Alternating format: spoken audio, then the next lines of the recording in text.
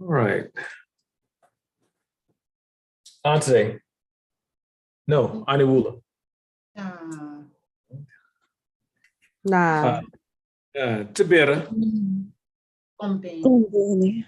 Gombeni. Sokombewula.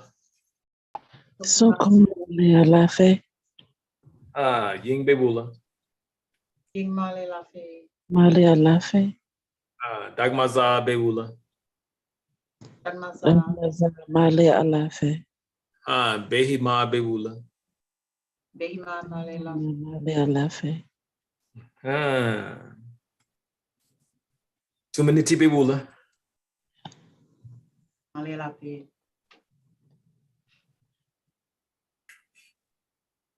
Mbo. Y'all don't know that one, huh? And then y'all work today? Everybody had a day off? Nice. Y'all need to give me an application there. All right. So this is what we got today. So I'm sitting here and I'm like, okay, what should I'm thinking about giving you all this ritual to do. It's a self-awareness ritual. It's a very powerful ritual. And we talk a lot about self-awareness. And some of you may have purchased a book on self-awareness. Some of you may have heard audio, taken some type of course, or blah, blah, blah, around self-awareness. Now, how do you obtain self-awareness in a way that works? How do you obtain self-awareness in a way where you don't have to sit through a course, you don't have to practice some type of, I don't know, could be meditation or whatever is done to really become self-aware? Because we throw that word self-awareness around a lot. And we'll say, oh, it's to be self-aware or to be aware of self. Actually, it is to be aware of self and to be responsible for self, to be accountable for self. Those are things that are at times it's left out. Sometimes they're not. Sometimes they are. But that's what it is. And how do we get there? There's a way that you can get there, and it's very quick. And usually I give this to every single P1 class. They all get it. But there's a reason why I do not give it in the beginning. There's a reason why when I do lectures or when I have some talks or workshops or whatever. There's a reason why I don't give this ritual out. It is because when you become truly self-aware, if you're not standing on a foundation that is steady, and one of the most steady or the most steady foundation you can be on is to have your connection with your ancestors. It doesn't have to be 100% rock solid, but you're on the way there. Because sometimes when we become self-aware, there's an emotional reaction that accompanies the self-awareness. And for some people, they become overwhelmed because the light bulb comes on. And some people, they think the light bulb is on and it's like on high, and really it's on low. Because our self-awareness is only, or we are only as self-aware as we are mature spiritually. That is the height of your self-awareness. That's your ceiling. You are not able to go higher than that. How spiritually mature you are indicates your level of self-awareness. Because what are you first? And only? Your spirit. So your self-awareness cannot go higher than your spiritual maturity. Can't go higher than that at all. Now, what you know about spirituality or spirit is what is being applied. That is the height of your spiritual awareness, the application of it. So I was sitting around thinking about, should I give you all this ritual today? But as I keep talking, I'll decide if I'll give it to you today or later. Anyway. Now, before we get to the homework, I just want to have a quick, possibly brief, who knows, conversation about self-awareness. That's what I want to do. Okay.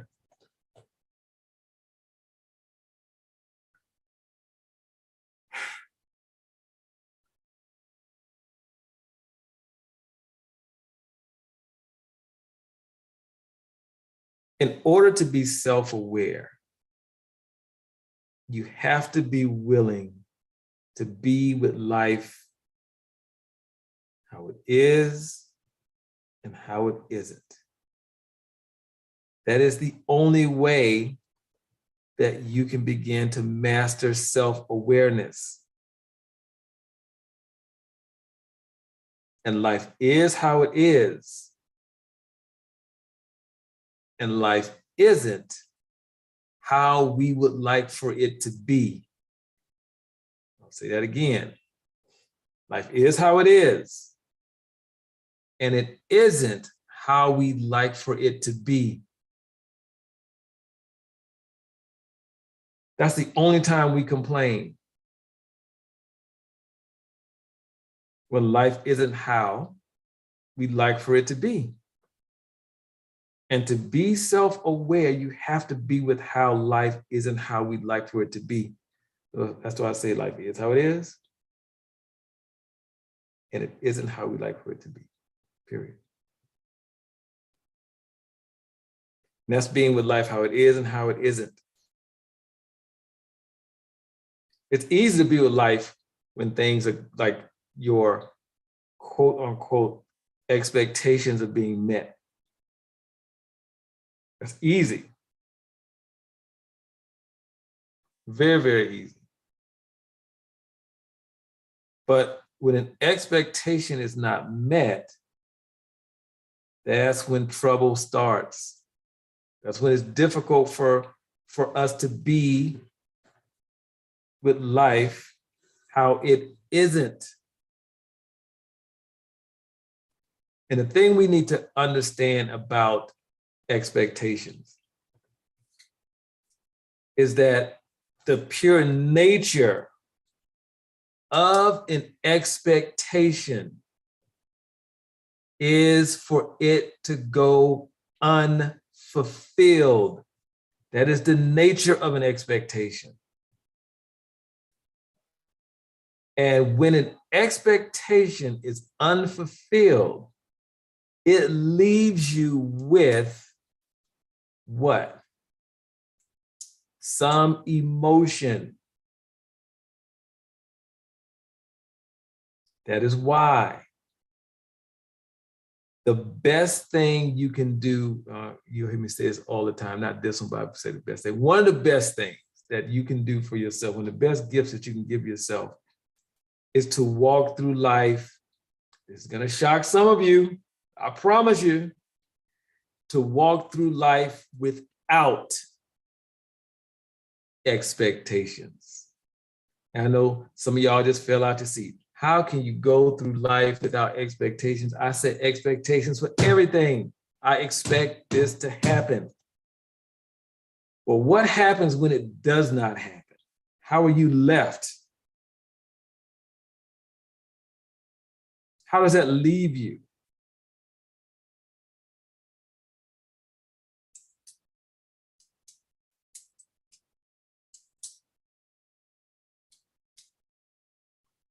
Cydia, what you got?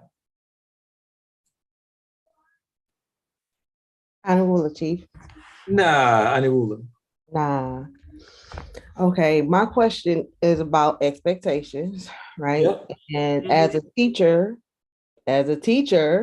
Uh-huh. Yep. expectations is the big bold word in caps, right? That we're supposed to have set high expectations for your students. Oh, isn't that sweet?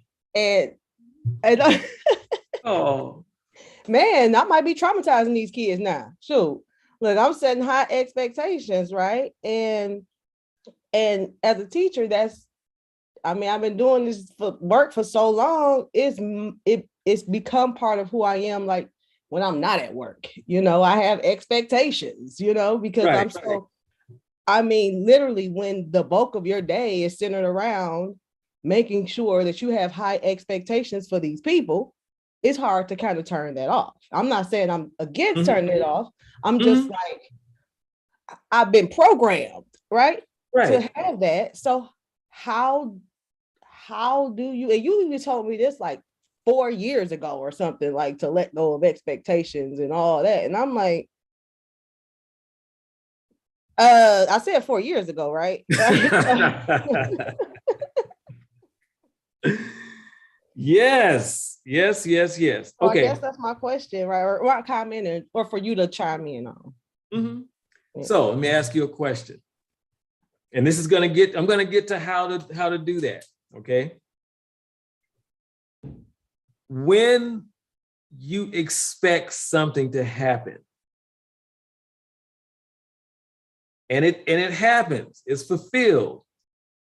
What is your response to the fulfillment of an expectation?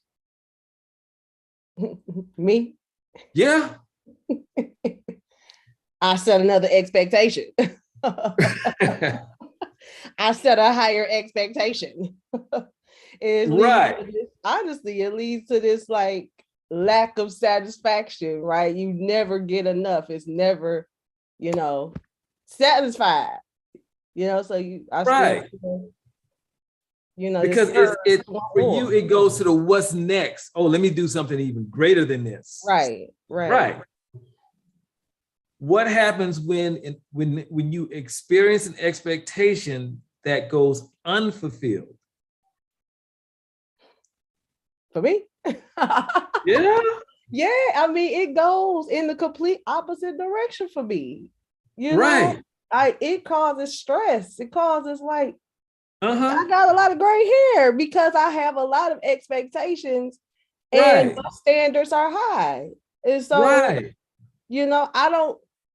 I don't feel comfortable with lowering my standards. Uh-huh. So when my expectations are not met, excuse me, then you know, it's it can be distressing sometimes. Like, Hmm. Really? mm-hmm. Hmm. What if I told you I had zero expectations and zero standards? We'll get to the standard thing later. We'll get to all of that. Now, you see how you're left when an expectation is fulfilled and an expectation goes unfulfilled. It puts you on this what? This roller coaster. Right. How are you when an expectation goes unfulfilled because someone else dropped the ball? Hmm. You had this great plan, and person X, I said, city girl, yeah, I'm gonna get that to you, blah, blah, blah, whatever it is. I'm gonna do something. What do you do? And I say, for example, I say, oh, yeah, I'll write you that check on Friday for 20 grand. Gonna be there. And there's nothing that I've done to show you that it will not happen. Right? We're building this, there's expectation there. What do? You know you're getting 20 grand on Friday. You start doing what? Think about what you're gonna do with that 20 grand. You start want to spend it. Yeah. And some of it is already what? Spent because you got 10 grand in the bank and you just go out and you just say, well, I got this, she's gonna give me this 20 grand on Friday, baby. Let me go ahead and get this thing going. Whatever that is. And then Friday comes and 10 o'clock passes, ain't nothing in the account. 12, nothing. 3, nothing. 5, nothing. 6, nothing. The money's not there. How are you being with that expectation being unfulfilled? Now, you don't spend 9 of the 10 grand you got.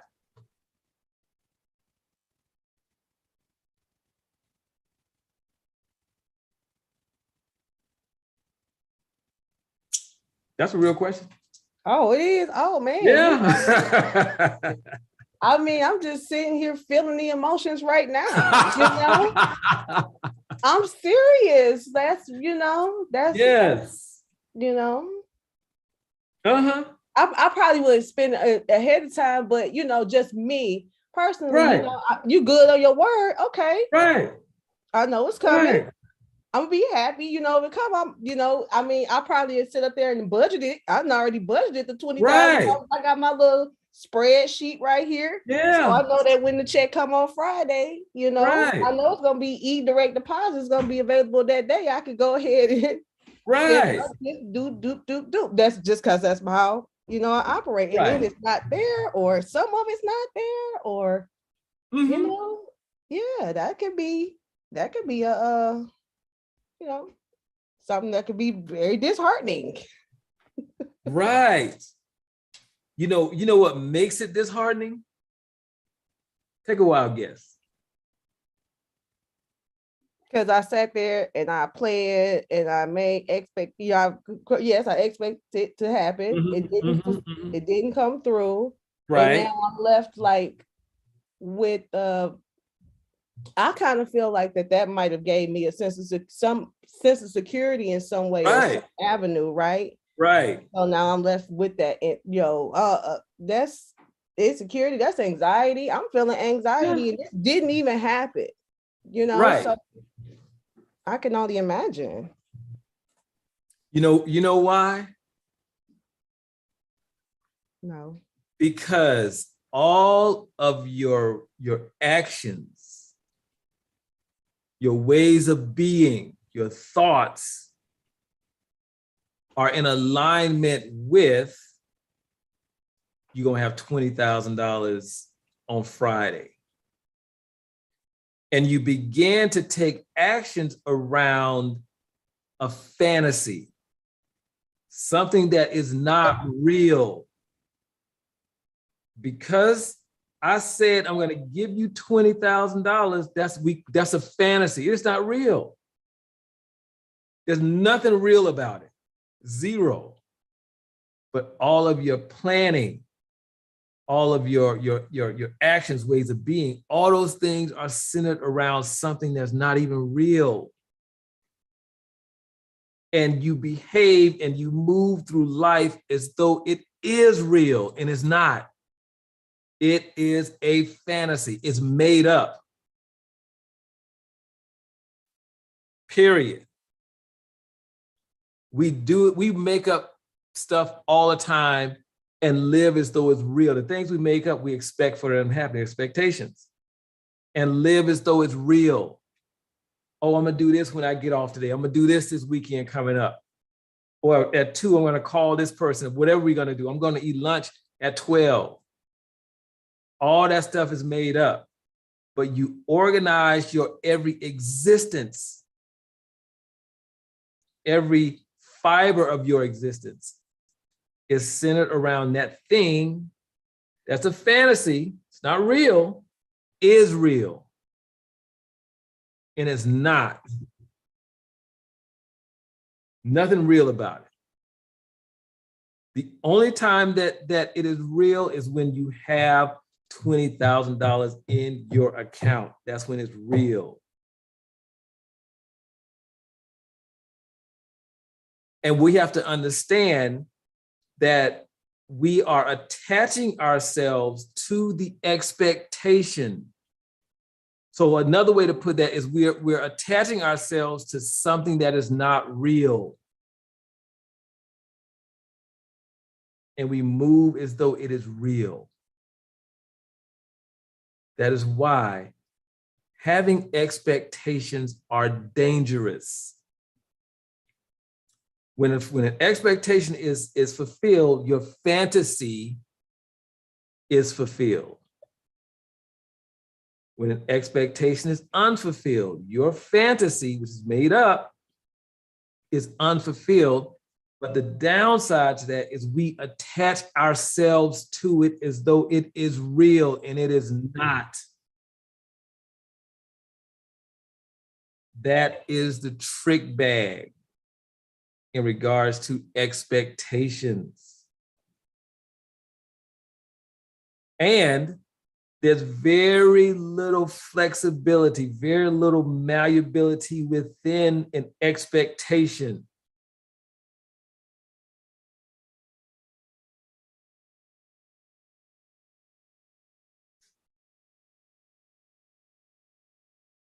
There's very little agreeability in altering the expectation.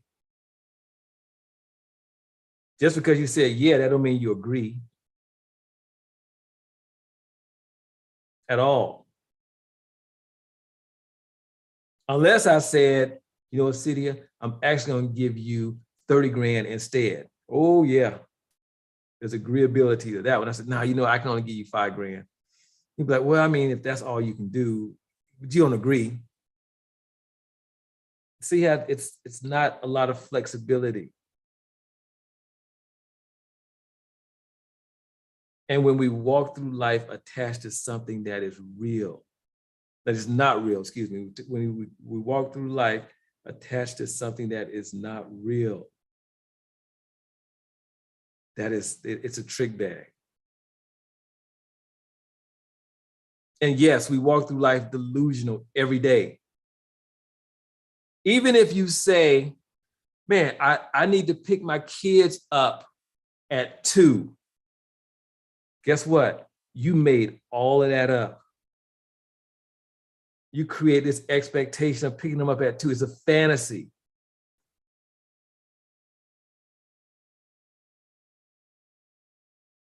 It's not real, but we hold on to it as though it is real.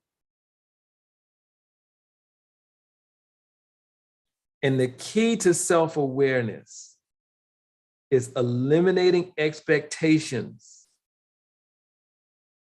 and detaching yourself from them.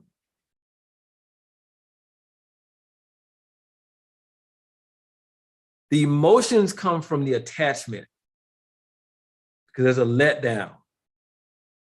Or if it's fulfilled, right, there's fulfillment there. But our emotions are attached to it, to the outcome of the expectation. But when you detach yourself from expectations, what happens, happens. You're like, oh, this is what happened. And you literally have nothing going on with it. And you're powerful enough in that moment to do something else. Not a week from now, once you get over the disappointment, not 2 months from now, blah, blah. Some of y'all hold on to it for 10 years, not 10 years later. In the moment, that's something, and that something is a plan. The moment your plan does not work out, just create another plan. You're not even remotely attached to it. Just, it just didn't work.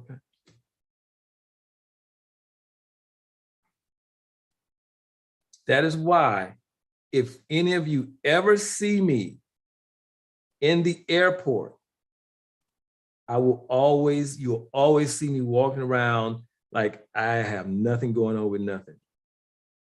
You can tell me that your flight, you say you can tell me that my flight leaves at 8 p.m. and I could be standing in TSA at 7:30 p.m. Guess what I'm going to be doing?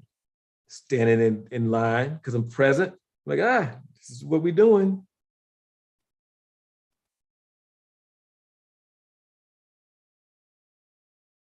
And just say I get through TSA, it's 7:45. You will not see me running to the gate.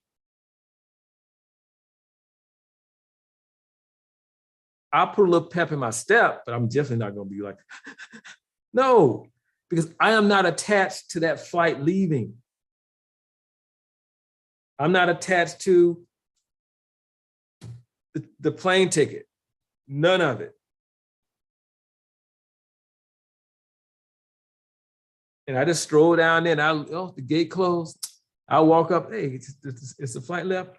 Oh, yes, sir, the flight is left. Okay. And I literally walk down and rebook my ticket. Oh, what's the next flight? Oh, we can get on the next flight. Okay, great. Let's go ahead and go to the next gate and do what I got to do to the next flight leave.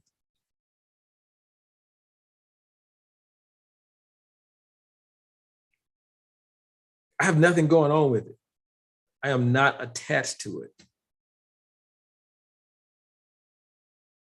I'm very clear that either I will make the flight or I will not make the flight. I will take actions to make the flight or I will not take actions to make the flight. But I'm not attached to it. Do I want to make the flight? Yes, absolutely. That's why I bought the ticket for 8 p.m. because that's the flight I want to get on. But I'm not attached to it at all. It's not that I don't care. Yeah, I do. Yeah, I absolutely do. But you will not see my emotions change. My emotions are the same if I make a flight or I don't make a flight. They're the same.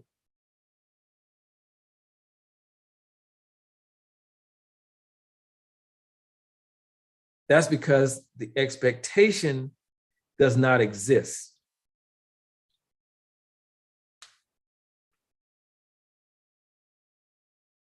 The purchase of the plane ticket, the only thing that is real is the fact that I purchased a ticket. For something that is made up to happen, it's a fantasy. I buy this ticket and this fantasy will come true in 2 weeks.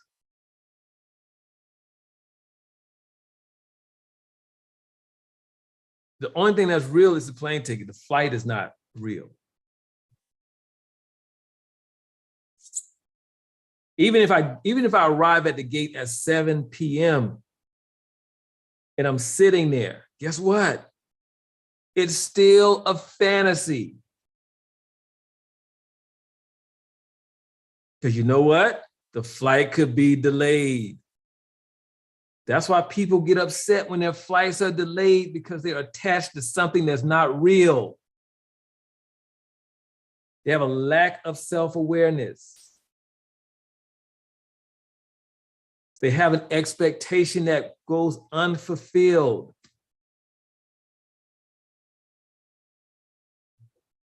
That is why.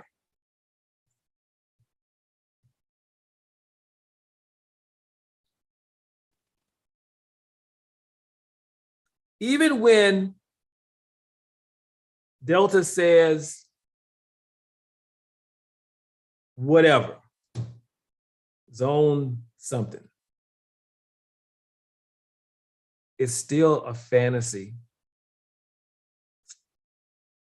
that's unfolding before me. Even when I go and sit down on the plane, that plane ain't left. It's still sitting there. It's still a fantasy. And it does not mean that it will be fulfilled.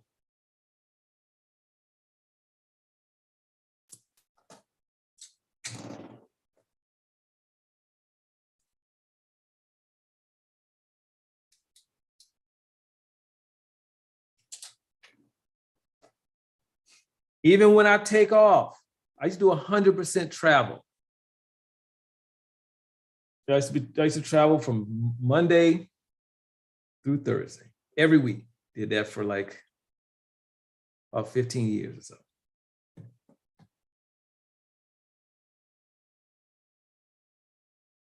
Just because I got on the flight and it took off, it was still a fantasy.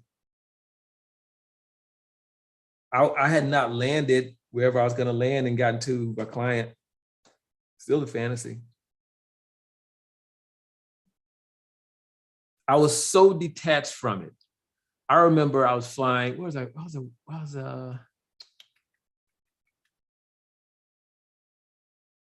I think Minnesota. I think I was working in Minnesota. I think it was contract in Minnesota. I think with Deluxe checks. I think, or Cargill, one of the two. But nevertheless, so we're on this flight.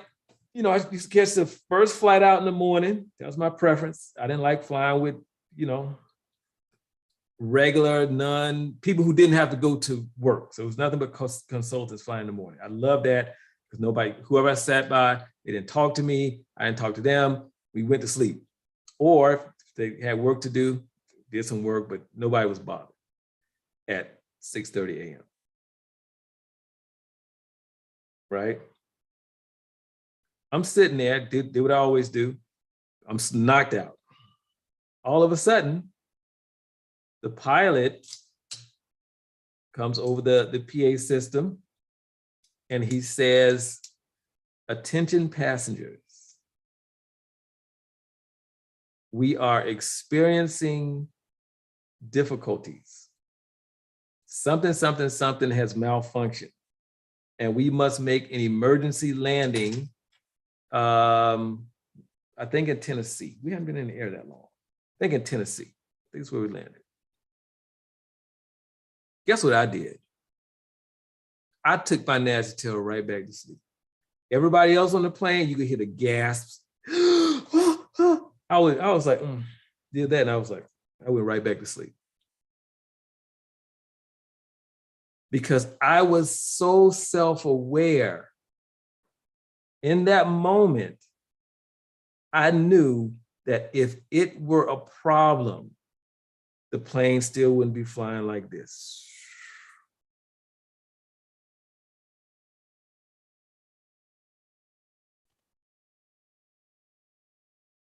The pilot would have said more than just, we have to make an emergency landing.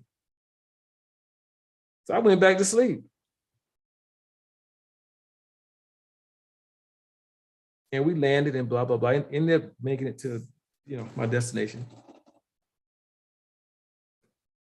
But to walk through life like that is truly, it's a gift. It's one of the greatest gifts you can give yourself. It really is. Now, I'm gonna stick a pin right there. I'm gonna get a few more people. City, you have any more questions or comments? Not yet. I think. Oh, okay. No, I think I'm okay. Okay. All right. Thank you. Michelle, what you got?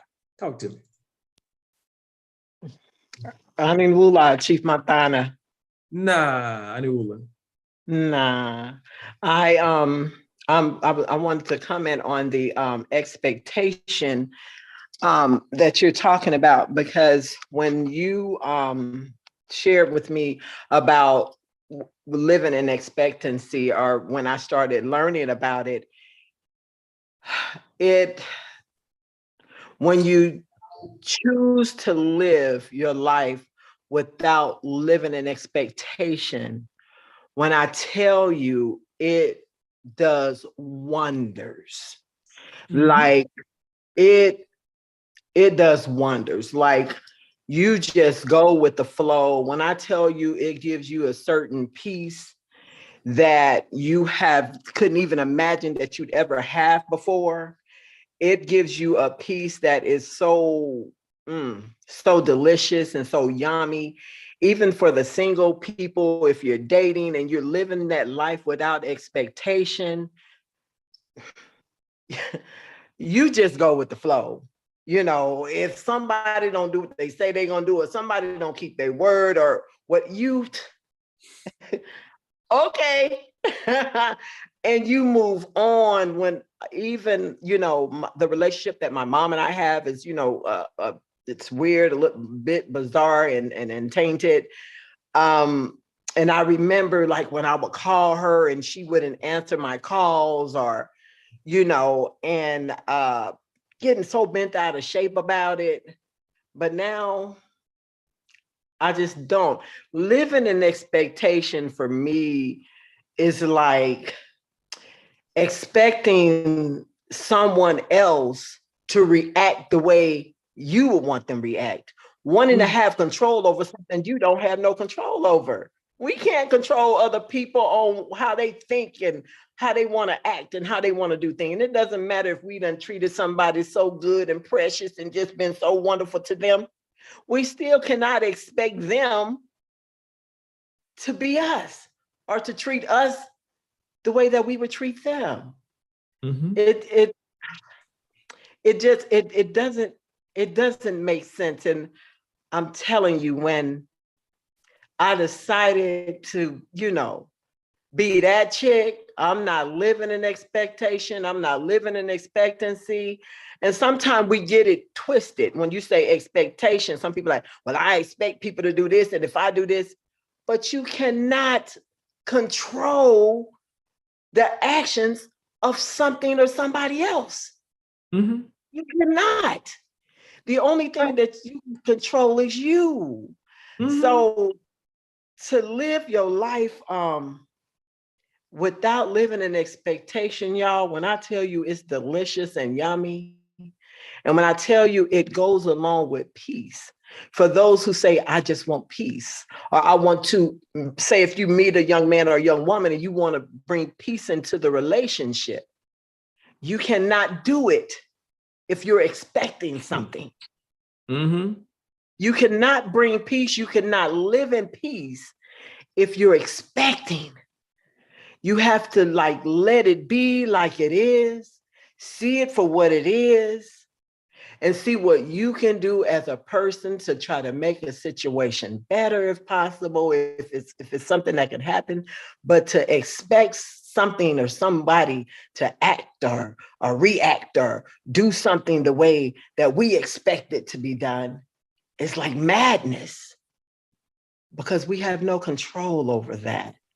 And we're not allowing the people around us to be who they truly are, because what they show us is what we're expecting of them. Like when you're a child and your parents, they you know you're not supposed to cuss in front of your mama. You know you ain't supposed to do this or drink or anything. But when mama ain't around, you doing all kinds of things.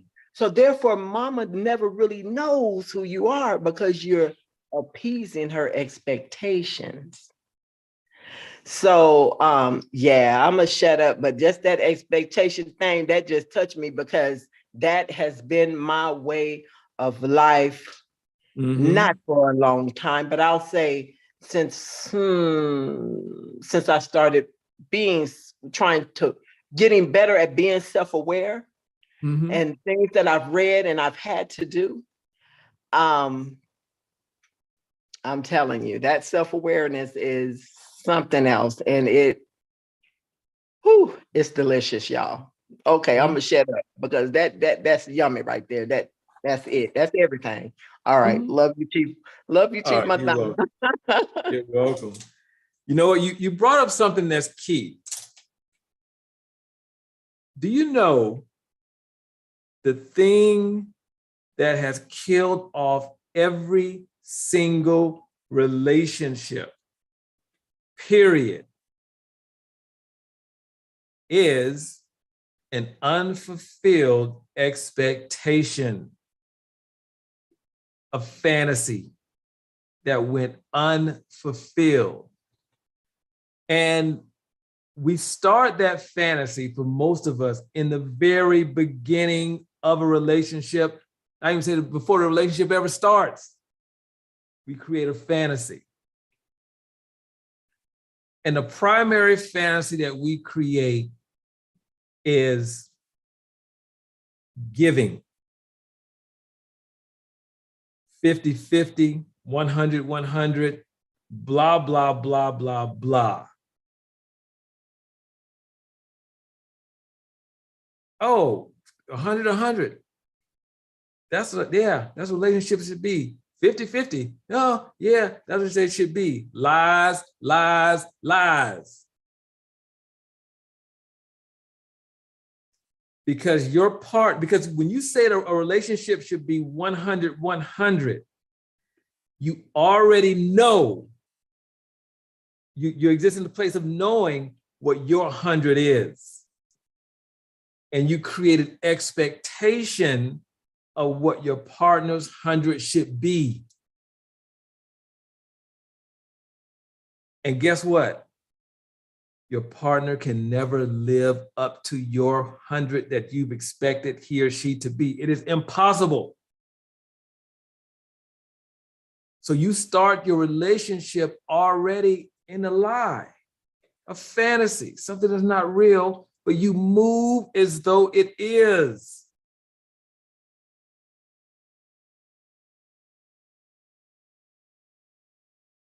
One of the most successful, one of the best things you can bring to a relationship, not 100-100, not 150, is 100 and 0. You bring 100 of whatever that is that you know that you bring to a relationship, and you expect 0 in return. That gives the space for your partner to fill that 0 slot up with his or her 100. They cannot fill it up if it's already full. You can never experience love newly with 100 already there.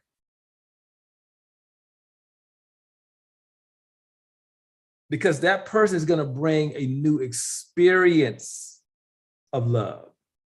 You can never, and that's why I stress, you can never experience love newly as long as there is 100 something. It is not remotely possible at all. And that kills relationships because your partner will never live up to those expectations. Because I promise you, first of all, you've never expressed 100% of those expectations. So they don't even know. They're blind, clueless. They don't know. And you get frustrated. Oh, first you think this, oh, this is cute. Then it starts frustrating because it's not in your 100 list. That's why you say it's cute. Because it's not in that list of your 100.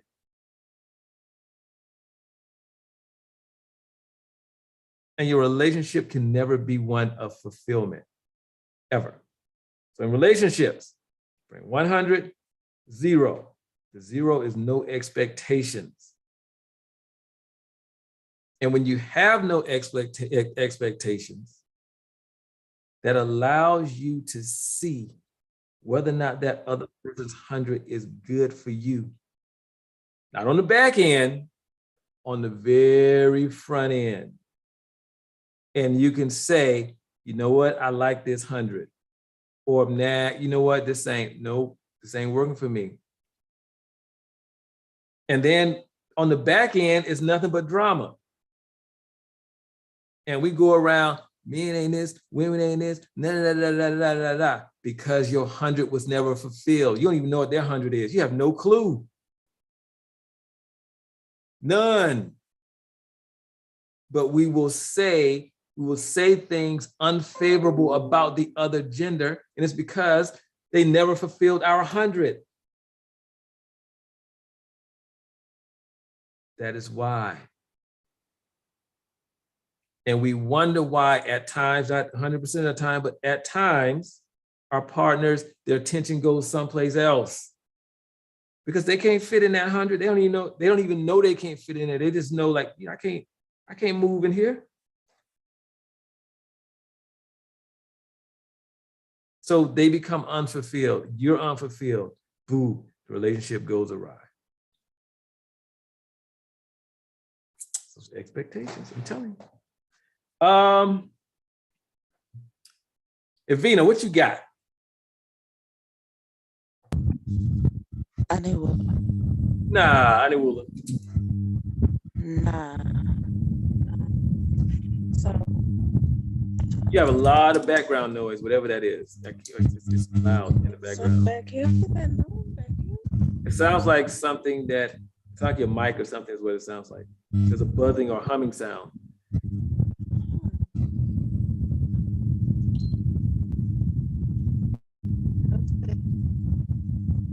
Is it still sounding like buzzing?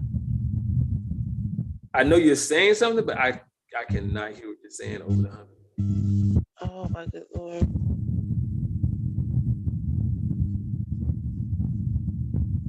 All right, so let me go to the next person, then we'll come back around to How you. about that? Is that Okay. better? Huh? Is that better? No,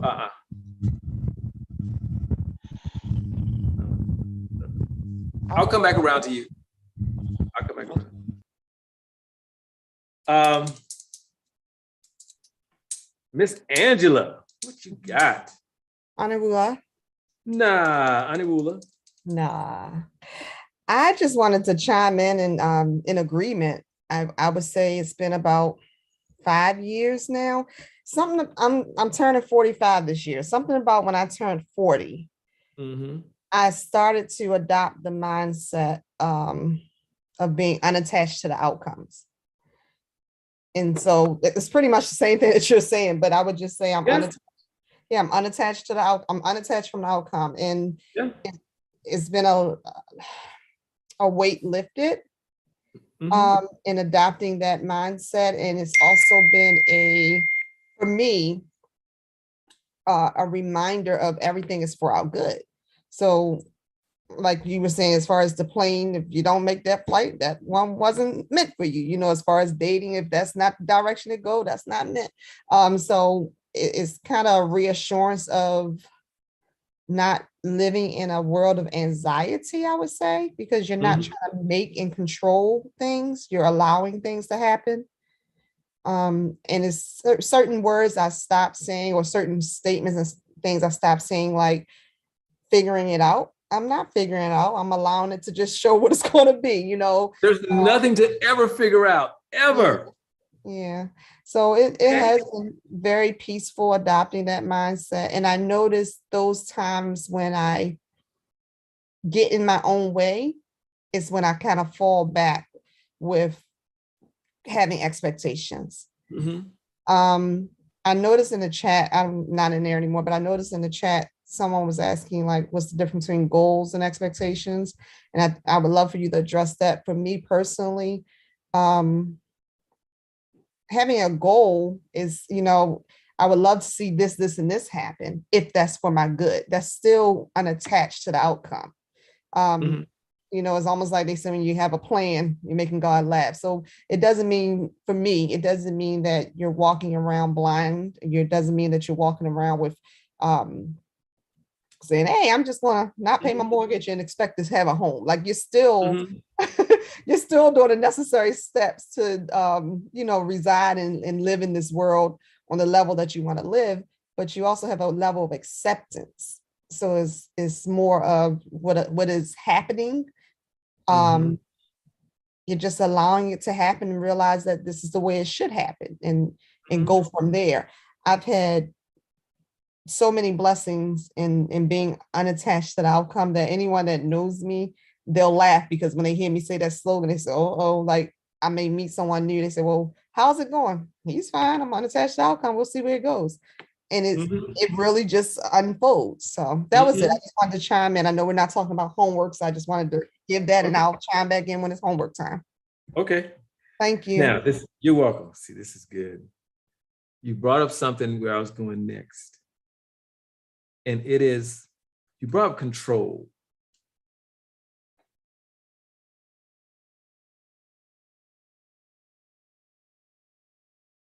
Control, control, control. Many of us attempt, and I would say the overwhelming majority of us attempt to control or to dictate the outcome. Mhm. I have one Think more about it point. like this. Go ahead. It just came to mind. I apologize. It actually started further back. So Uh-huh. I would say I started being unattached to the outcome and or stop expecting things to go the way I wanted to go was through divorce, which was Uh-huh. more like 36-ish or so, Uh-huh. right? Mhm. I would often say I was the only one in the ring fighting to hold on to this marriage. And so Mhm. I was I was the glue. We would get into an argument. It doesn't matter who's right, who's wrong. I would go apologize because I was just trying to keep the peace and Mhm. hold on and control the outcome of this marriage. And I remember learning or understanding now spirituality, but I remember then it came to me that there's a difference between letting go and giving up. And that was Mhm. the lesson I had to learn. Like I didn't know that there was a difference between letting go and giving up. And I was doing everything I could to hold on to something that shouldn't have been held on to. In the moment, he had said one more time, I don't want to be married anymore. In the past, it was like, oh, we'll get through it. Da, da, da. This time he said, I don't want to be married anymore. I said, okay. Mhm. I just said, okay, like, okay, if that's where we are. And just allow it to unfold and allow, the process to unfold. But I had peace because it was clear that it's not that I'm failing. It's not that I'm giving up. I'm letting Correct. go and I'm allowing whatever needs to happen to happen. And so that was the turning moment for me. So that's all I want to share. Great. Man, I should have been writing notes. There's something I want to talk about. So let me talk about failing real quick and then we'll get to control. Do you all know that it is virtually impossible for you to fail? That is not even a remote possibility. Failure for a person to fail is something that's not even existent. Doesn't exist anywhere in the universe, nowhere. The only thing that exists is for whatever you're attempting, whatever you're involved in, that thing doesn't work. And you consider yourself as a failure or someone who has failed because of your attachment to it. But the only thing that happened is whatever you are pursuing, it just didn't work. Whatever you're involved in, that thing didn't work, which is separate and apart from you. You're not that thing. You're not. But we have been trained to what? Attach ourselves to things. We attach ourselves to our car. Somebody broke in my car in my neighborhood, busted out the window. And I should have, because I never lock my car doors. It's intentional. Because if somebody wants to break in, I want them to go in. There's nothing in there anyway. I don't want them to break my windows. But this particular day, I don't know why I locked that door. I don't know. Nevertheless, broke my window. So my brother lives with me. So he got up before I did, and he came in. He was like, T, somebody broke in your car. I said, oh, really? I was in the bed. I said, all right, let me see. I walked outside. They broke in my neighbor's car, blah, blah, blah. I looked, and I was like, I just walked back in the house. And my brother was like, so you're not mad? I said, mad about what? I said, what is done is done. I'm not witnessing somebody breaking in my car. They've already broke in, the glass is broken. I said, the only thing left for me to do is get it fixed. That's it. Nothing else left for me to do outside of get it fixed. I called the police for the sake of calling the police. Matter of fact, no, my neighbor had already called the police. Police came, knocked on the door. We talked for a minute. I said, all right. I just got it. It was fixed within however long it took Safe Light to fix it, whatever. Because it's not attached at all. Doesn't mean I don't care. I'm just not attached. And I'm very self-aware. I'm aware of what is actually happening in comparison to what has already happened, in comparison to what has not yet happened. I can't do it. I can only do something about what is happening in the moment. I can do nothing about what has already happened. I can't do nothing about what hasn't happened at all. Stuff is gone. And the only thing I can do to what has already happened is react to it in a certain way, but I can't do anything about it as it is. I can react in whatever way I deem fit to react. That's it. Nothing more, nothing less than that. Now, let me get this control thing. Yeah, some of y'all control freaks.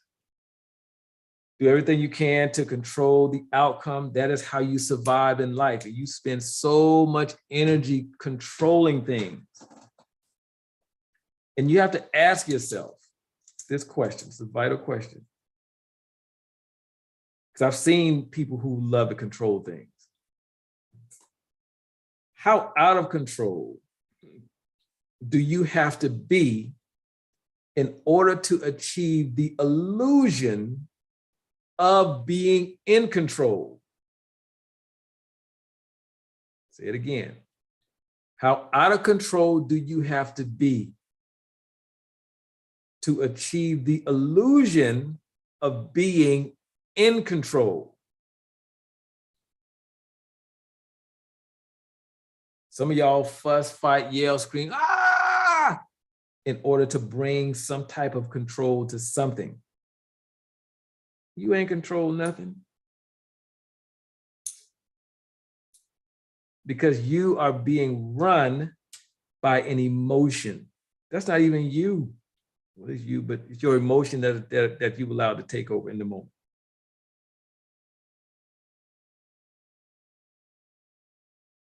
And it does not work at all.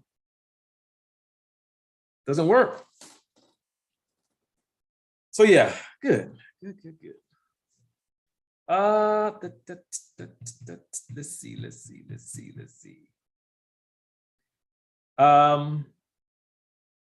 Evina, what you got? You back up? You live? You ready? How do I sound now? There you go. Ooh, ooh, ooh. That's what I'm talking about.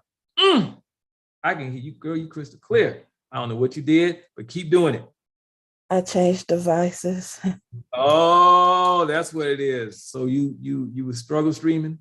So now you're not struggle streaming. That's what I'm talking about.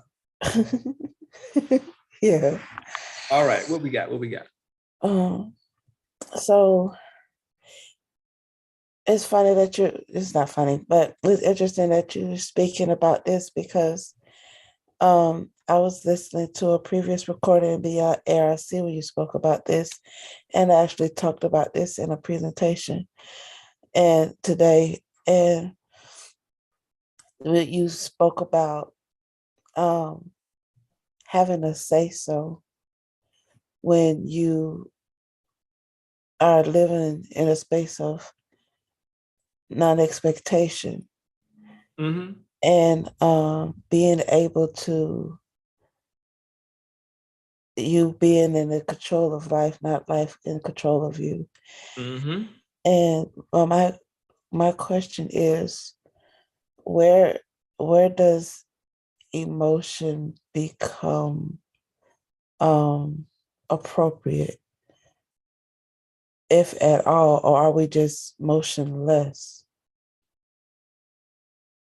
Great question. Do I occur to you to be emotionless? You could be honest. It don't hurt me. No, there's times where I've seen you look concerned. There's times where I've seen you laugh, so that's happy. When you look like you're annoyed. I never seen you mad, thank God. I ain't got time for them problems. Yeah, so I've seen you in an emotional state, but it was like, I guess at that moment. But then when a situation comes, you express emotion. So So this is why, this is when it's appropriate is when I say so. If you ever see me in any emotional state, and it's not robotic, right? So it's not like, oh, I think it is time to laugh. No, it's not that. Far from that. It is because I'm aware that I'm giving myself permission to do that. You can't do anything, period. You can't laugh, you can't fuss, you can't do anything without giving yourself permission to do it. But those things happen so fast, we think it's automatic. It is not automatic. We're literally giving ourselves the green light to express whatever emotion we express. Now, the difference is whether or not you're conscious that that is happening. That's the difference. I've literally stood and had someone slap me in the face and I had zero emotions. I had nothing going on with it at all. And there have been times where I have had to express an emotion and raise my voice and be very stern and have in a very aggressive tone in my voice. And I was very clear. I knew what I was doing. And then when I got done saying what I was saying, I was done with it. It was over. Had nothing else going on with it. I didn't stay on that emotional high of aggression. It's very clear. I'm done with that. Say what I need to say. Because sometimes you need to bring a certain tone to a conversation in order to get a point across, because you have to be aware of the listening of the person with whom you're speaking to. The listening means like, how do they comprehend things? How do they listen to things? How do they comprehend? And so sometimes you have to do that, then bring it right back down and continue the conversation. But it's not a place that I was able to get to overnight. It takes practice in the same way I practice being the other way. Not having any dominion over my emotions. And if you're someone who bites your tongue, holds it in, you still don't have control over your emotions. Your emotions still run the show. You're just pushing them back. I mean, being in a state where the emotion it's not even there for you, unless you say so.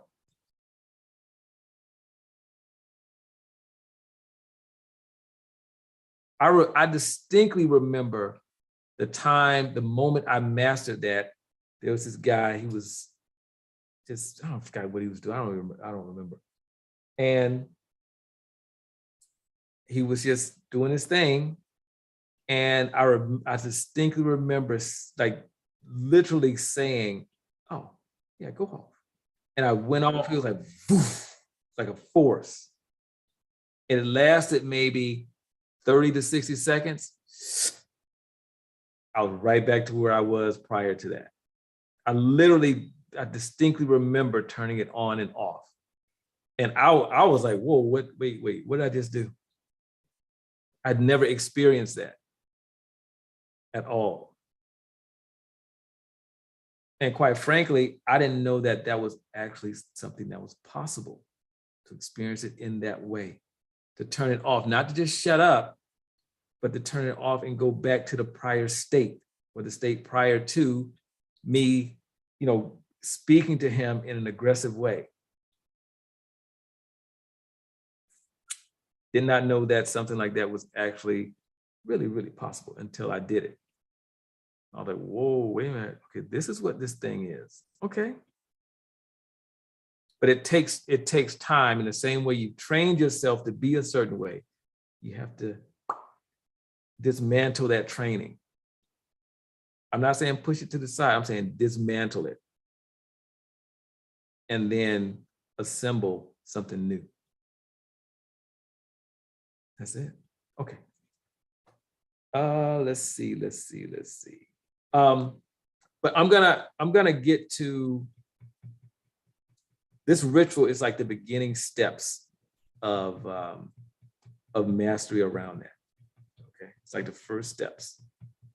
But you have to be able to master being self-aware and being detached. When you're detached from your expectations, it puts you in such a powerful place. You're able to make choices based upon what has actually happened, not what didn't happen, what actually did happen. Okay.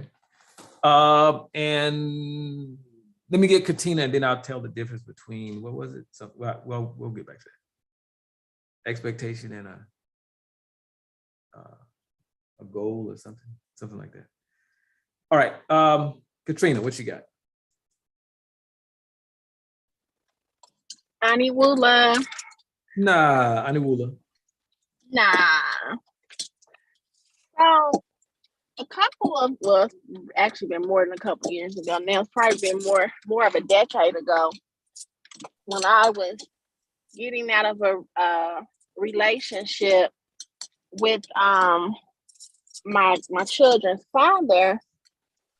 I started going to Al-Anon classes, which is basically for the families of alcoholics, and it was in that I learned. I had posted in the chat about one of the mentors had told us that expectations are premeditated resentments, because when you are on the other side of, being in a relationship with someone who is struggling with an addiction, you do try to maintain this level of control. I mean, you can try to control everything, the way people see you, the way people see your family, the outcomes of everything in that whole relationship, how it affects you and your children. And today has been really helpful because I really realized that I have really veered off of, that mantra of how expectations can just take you way off track. Yeah. I've been experiencing that really for the last, year or so. Like every little annoyance that I have with someone has dealt with, why would you do that when you were supposed to do this? And you said you was going to do that. And I can't believe you did that, So what I wanted to know, my question is, you mentioned that in relationships, how a lot of times it becomes from unfulfilled expectations or something that they didn't even know, like we didn't even communicate it. And so what I want to know is, when you are entering a relationship with someone, and I'm talking about intimate relationships now, do you not communicate what your desires are? How do you have that healthy communication without, as Sister Angela had mentioned, not being necessarily tied to the outcomes, but also communicating the desires or the things that would make their relationship healthy? How do you? I'm confused with that part. Oh, see, this is because we split the road in the very beginning, or we divide the road, and it's the relationship road in the very beginning.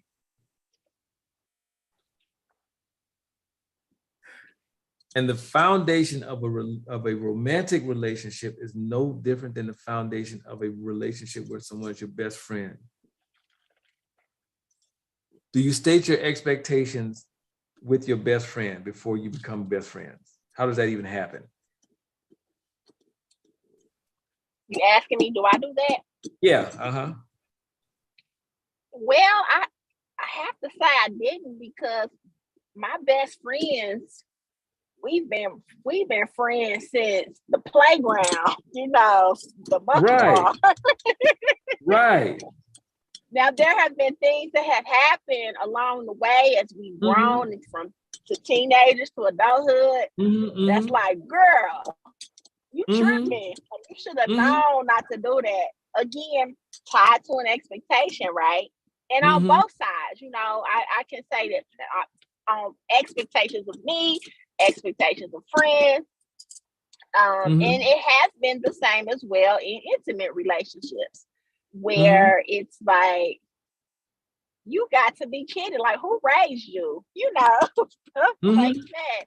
And as I am trying to be better and trying to relinquish, you know, that control, but also really kind of align with, my ancestral promises, and make sure that I'm not getting into something that I should not. mhm. I don't want to also not open up my mouth and speak my truth. And so that's kind of where, to me, for me, it's kind of blurry as we're talking through this evening. Mhm. Yeah, so this is really good. You can go back as far as you need to go. It's like you all started on the playground. You started on the playground and you became friends with no expectations. There weren't any expectations. Ah, You didn't have like, okay. oh, you should be this way. You should do this. Y'all just played. Right. And I'm sure there were other people who you played with that you're not close friends with today. Because whatever that was about their behavior, whatever their energy, whatever they displayed, whatever they brought forth, because they were able to bring themselves to the table or to the table freely Mm-hmm. and be who they are. You chose these other friends to be your best friend, and it wasn't even something you consciously did. We allow our nature to actually persist. We allow our nature to rise and not our nurturing. You will be able to see in the very beginning what these relationships are, meaning who this person is. You saw who your friends were, whether you remember it or not, on the playground. There were other people you played with on playgrounds. Didn't work out, but there was you had nothing going on with it not working out. It just naturally, just whatever happened, it happened. Just like with your closest friends, whatever happened, and it just y'all organically just came together. But what we tend to do is we tend this relationship road. We begin to divide that road up in the very beginning. Oh, romantic relationships go here, platonic ones go here, family relationships go here. No, they're like this.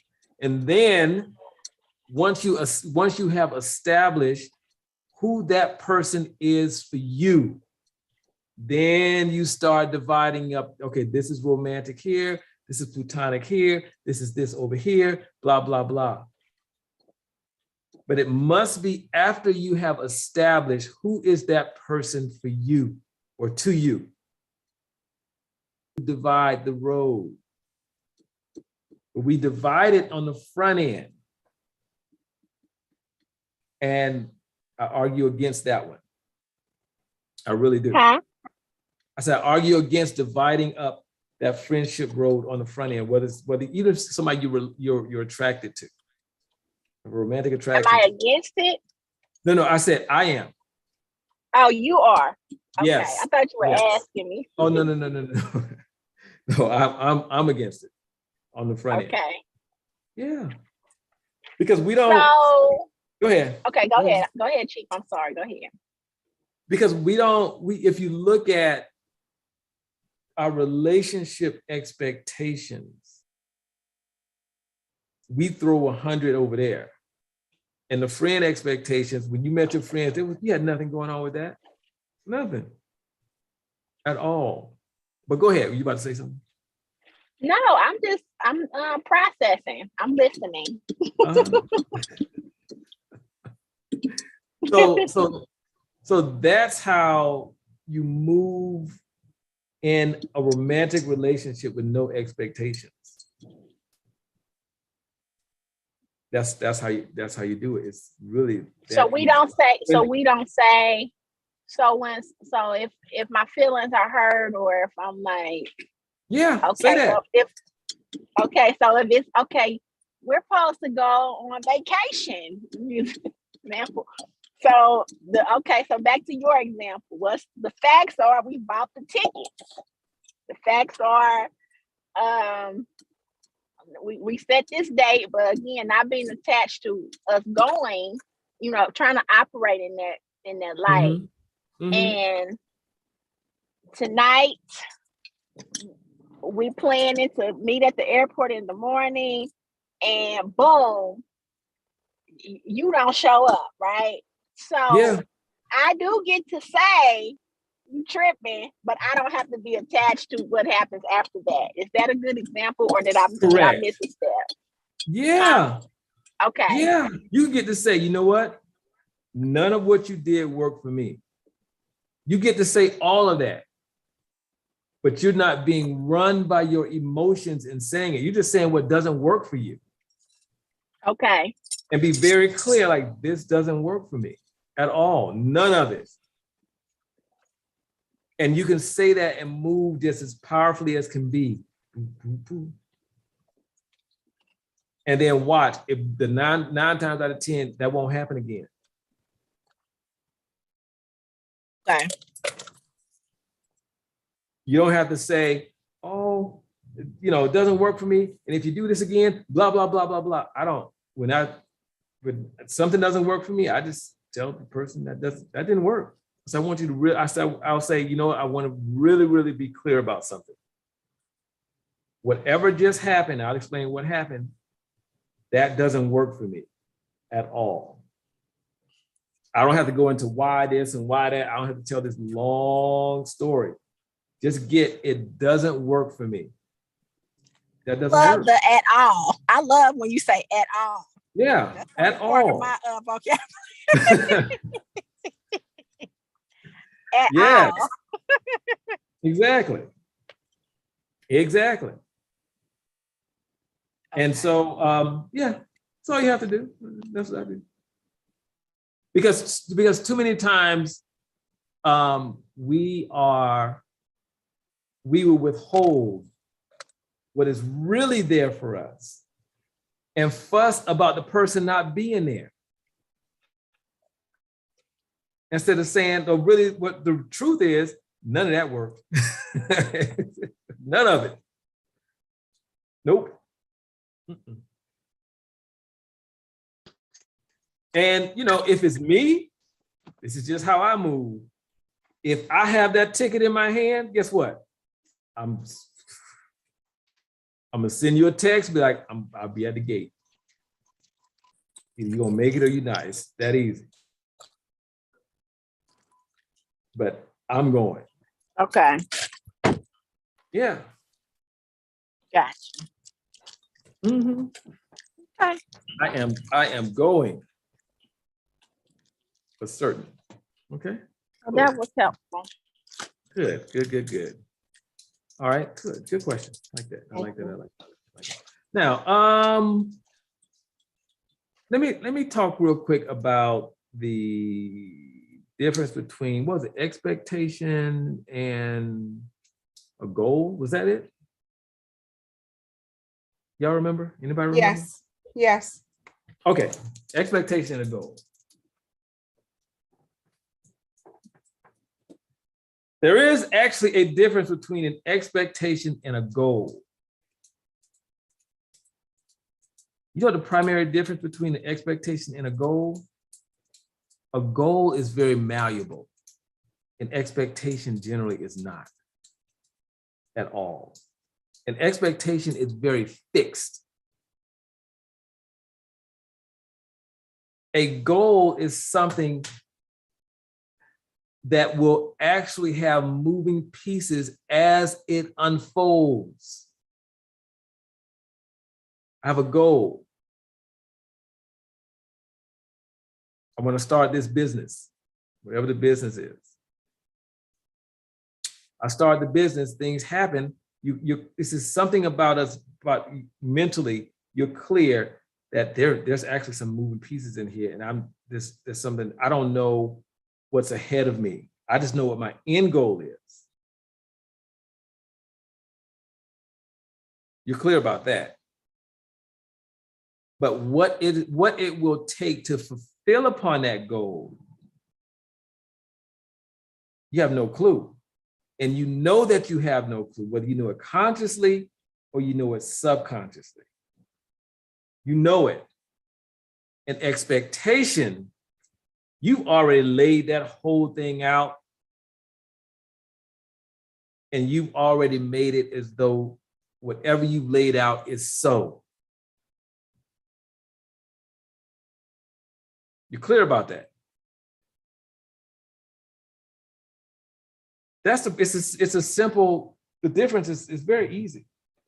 One has a lot more flexibility or malleability than the other.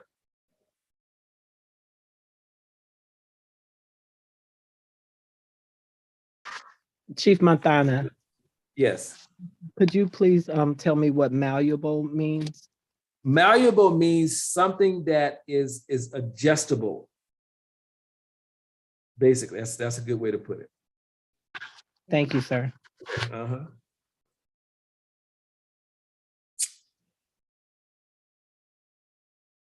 Yeah, but your expectations, y'all, you know that. You know your expectations. There's not a lot of wiggle room at all. If this is to give you a really good example. Take Michael Dell on a Dell computer, right? When he was at, was it University of Texas or Texas A&M? One or two. Well, I forgot which one, but anyway. His goal was to go to college, get a degree, and blah, blah, blah, whatever. That was his goal. Along the way of fulfilling that goal, to make extra money, he built computers for people. That's how he made extra money on the side. Now, granted, he still had this goal here. The goal was there, but that goal he was just build computers to pay his way through college. However, in his college town, more and more people started calling him to build computers. Now, he still had this goal to graduate from college. But because there was not an expectation to graduate from college, he was able to pivot and start Dell Computers. If there was an expectation, like many of us will do, we would have put this Dell computer on the back burner to get that degree, because that is the expectation. It is not a goal. There's not a lot of wiggle room in an expectation. That's how you can distinguish whether or not you're wrapped in an expectation or a goal. Because a goal, you can pivot. Okay, that's, oh, that looks good over there. But look here, this over here, this is, all right, goal, I see you, meet you at the crossroads. But if he were existing in an expectation, he would have put Dell Computers on the back burner and possibly, not guaranteed, possibly missed his window of opportunity. And that's not even to say Dell Computer would not have been successful, but it would, at the minimum, he would have been, I think he stopped when he was a sophomore, I think. He would have been 2 to 3 years behind, at the minimum.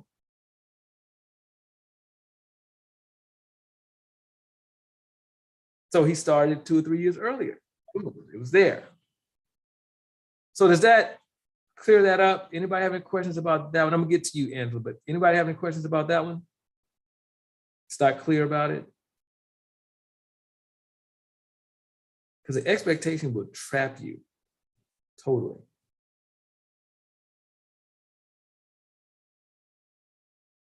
So our relationships don't work, them expectations. Marriages don't work, them expectations. And expectations are void of life happening.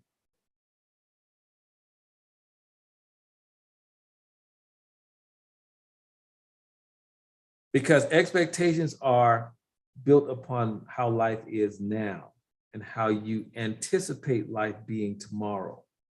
Not how life will be, how you anticipate it being tomorrow. And life is so happening. Life, there's nothing static about life at all. Life is extremely dynamic, very dynamic. But we will behave as though the way life is today, it's pretty much going to be like that tomorrow. That's how we walk through life. Or whatever, how we predict things to be tomorrow, that's pretty much how it's going to be.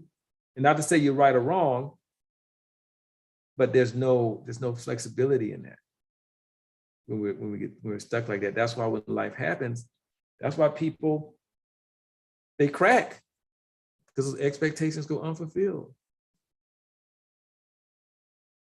Because they can't see anything outside of that expectation. There's no possibility for anything else, nothing at all. Nope. All right, good. Glad y'all clear on that. Wait 1 second. So basically it should be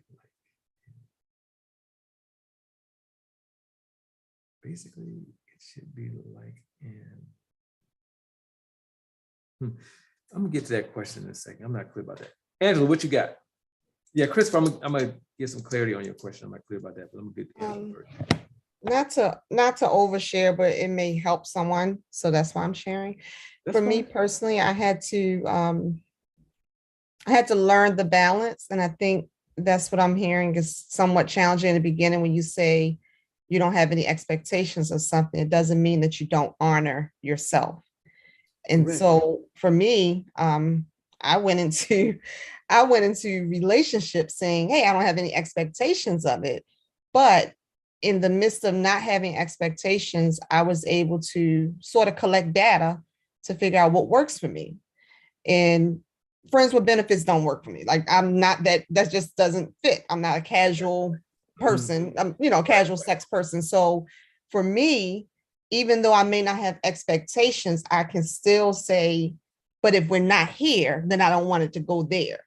And still be unattached to the outcome. Like I'm not mad at you that you don't want to be on this level with me. You just don't fit on that level with me. And I think that's the piece that can be a little challenging. Like you've been doing it for a while, but just looking back, I think that can be a little challenging because there's a balance to it. So it's yes, I don't have any expectations, but I still honor that doesn't work for me. So even though you, again, as a single woman going into a relationship, I may say I don't have any expectations, but that don't mean I'm just going with the flow and we just going to do whatever that makes me feel uncomfortable. Right. Yes, I think that's the piece that I just wanted to kind of hone in on more because it doesn't take away what you say you want to uphold. If that's what you want to do, then that's good. I'm okay with that. And I'm not attached to trying to make you fit in my box. You don't fit in, but I still have a box. So that was it. So great, because you actually, and you just keep doing this over and over, you're actually going where I was going next. But I call it either being at the mercy of life or having life at the mercy of you. When you're attached to something, you're at the mercy of that thing. Whatever that attachment is, you're at the mercy of that. Because you're joined at the hip with it.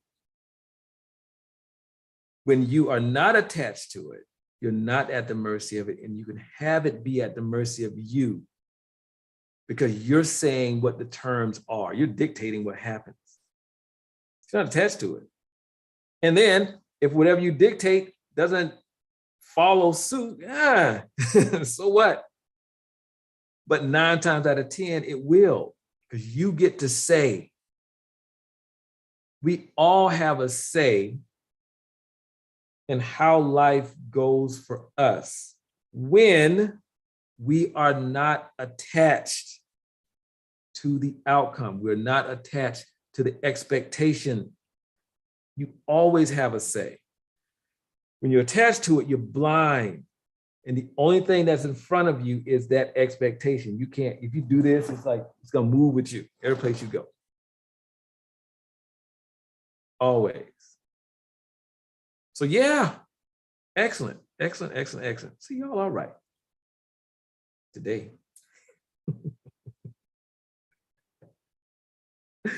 All right, April, what you got? I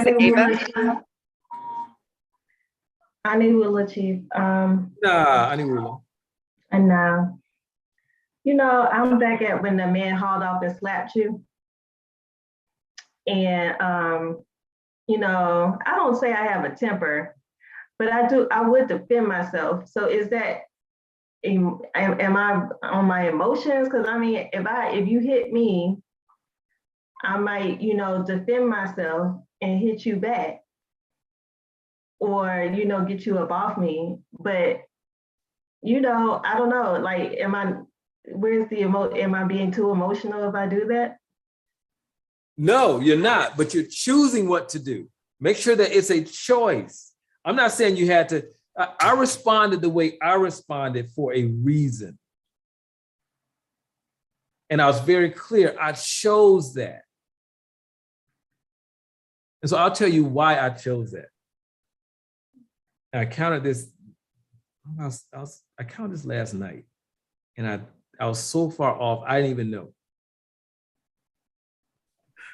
I have 92, I hold 92 different spirits. That's how many I hold. Actually, I thought it was 60 until I was counting last night. And I was like, whoa, that's way more than I thought.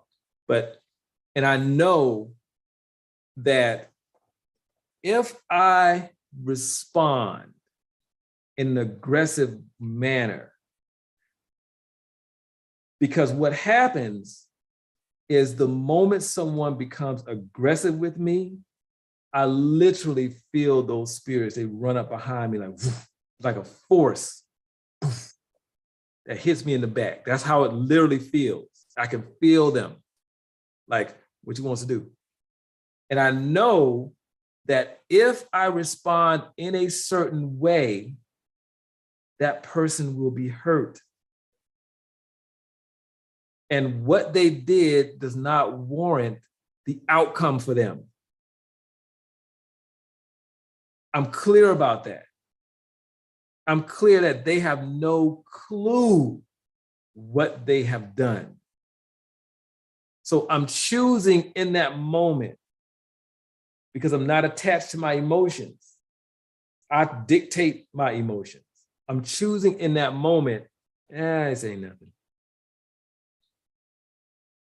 And I'm telling my spirits, y'all, this ain't nothing, go back.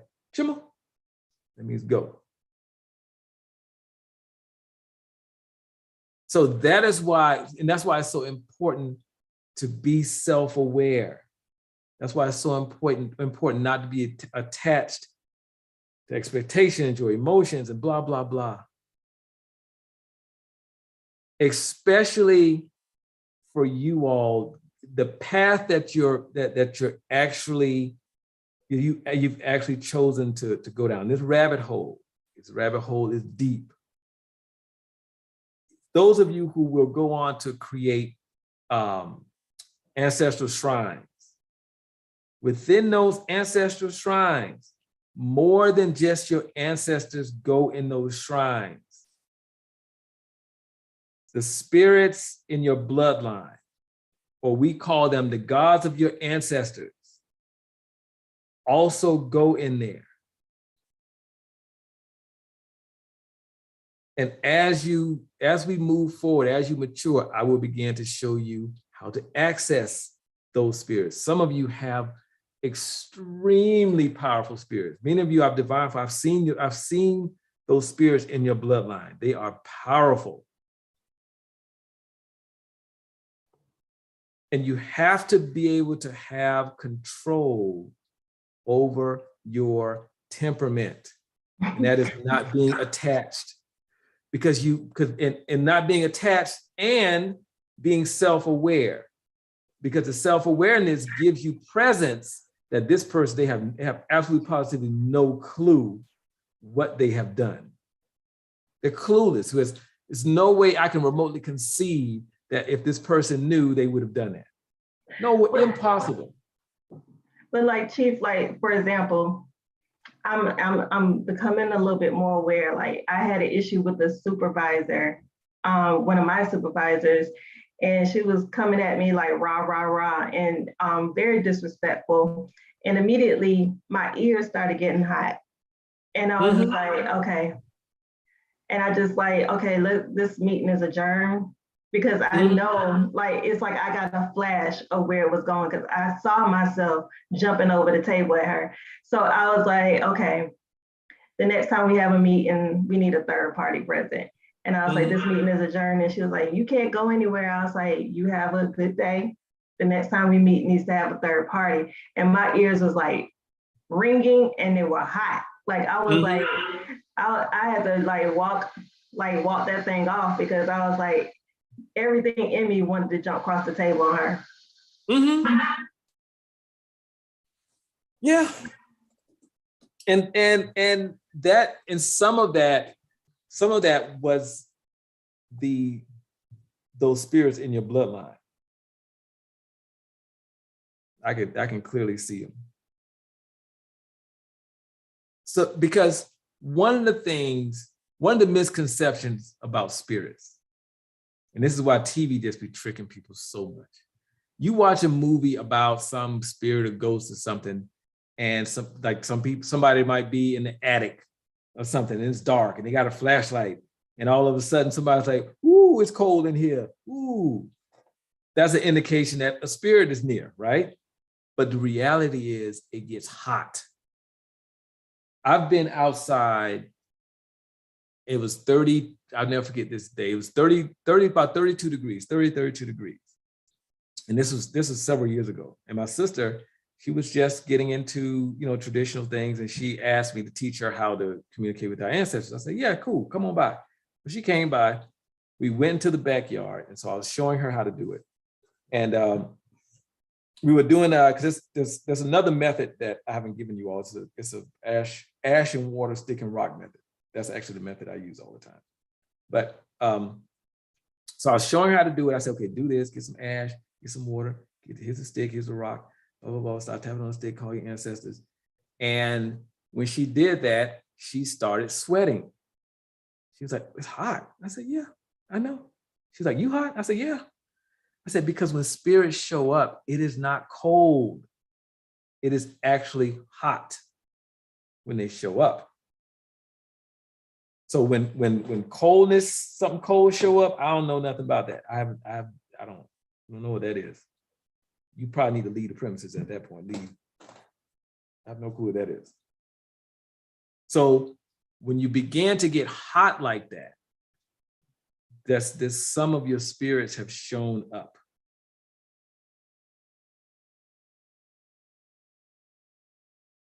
They've come. And they ready for whatever you ready for, period.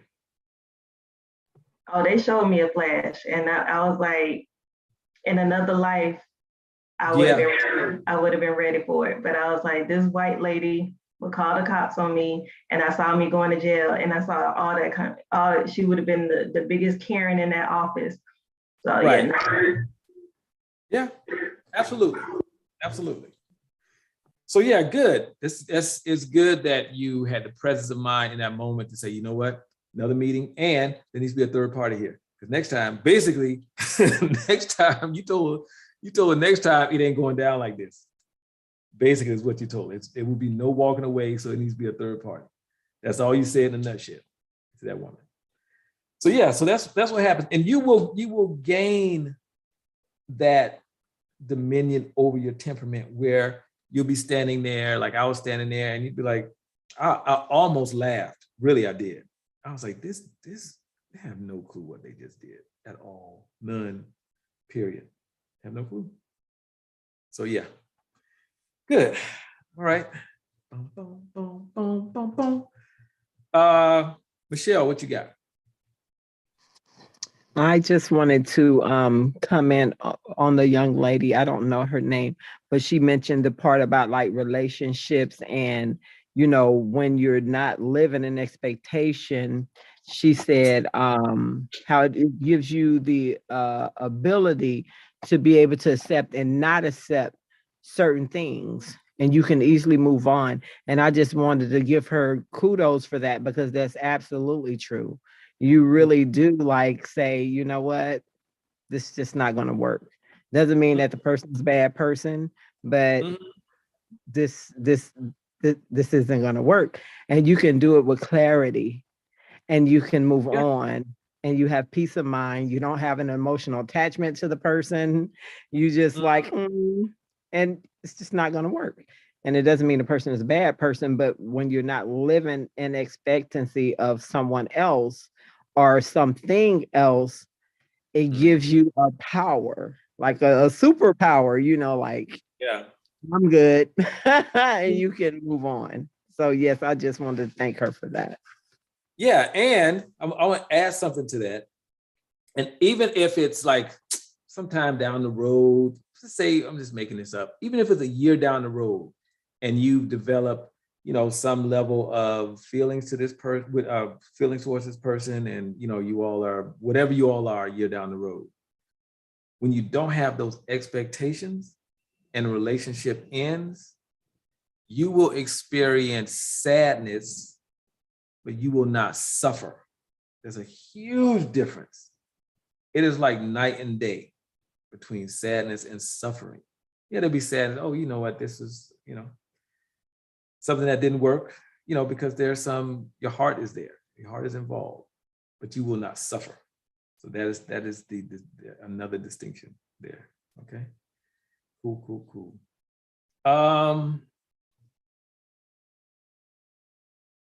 Chiefess, what you got? Anyone left? Nah, I knew. Nah. So I was really resonating with this conversation. And it made me start thinking about, well, do I hold a lot of expectations? And I usually go into any interaction with anybody, whether they are aggressive toward me or nice, it doesn't matter. I always feel like however they come at you, it's more about them than you. Mhm. And it's like I guess a principle I kind of hold on to, because I work in a school with a lot of students who can be rude and out of line, and sometimes their parents are rude, and it doesn't affect me. And people always wonder why, you always so happy.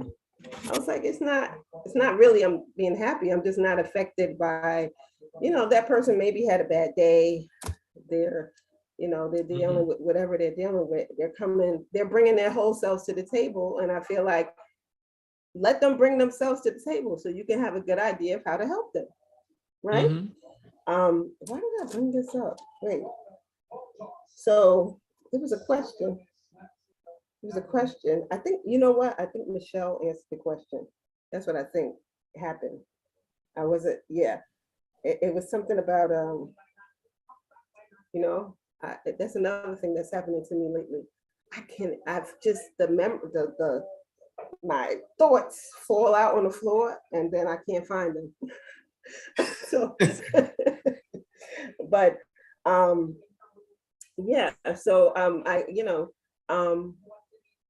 I can't remember what the point of why I brought that up, but I'm glad you did bring it up, though. Huh? I'm glad you did bring it up, because you brought up something that's very, very, very important. It's very powerful, very powerful way to be of being. Yeah. Basically, what you're saying is that what other people are doing, it's not personal. that's the thing that keeps you from reacting in a certain way, maybe in a way that just doesn't work at the end of the day. Because if you're able to walk through life and understand that absolutely positively nothing is personal, life is a plug and play. Take you out of that situation, put somebody else in that same situation, the person will respond the same way. It's a plug and play. It's not personal at all. And knowing that it's not personal will always give you power. Because I'll sit there and watch somebody fuss and just blah, blah, blah, blah, blah. And I'll just look at them like, is that right? I have nothing going on with it at all. Nothing. So yeah, good. It's not personal. Life ain't personal. Okay, good point. I like that. I like it.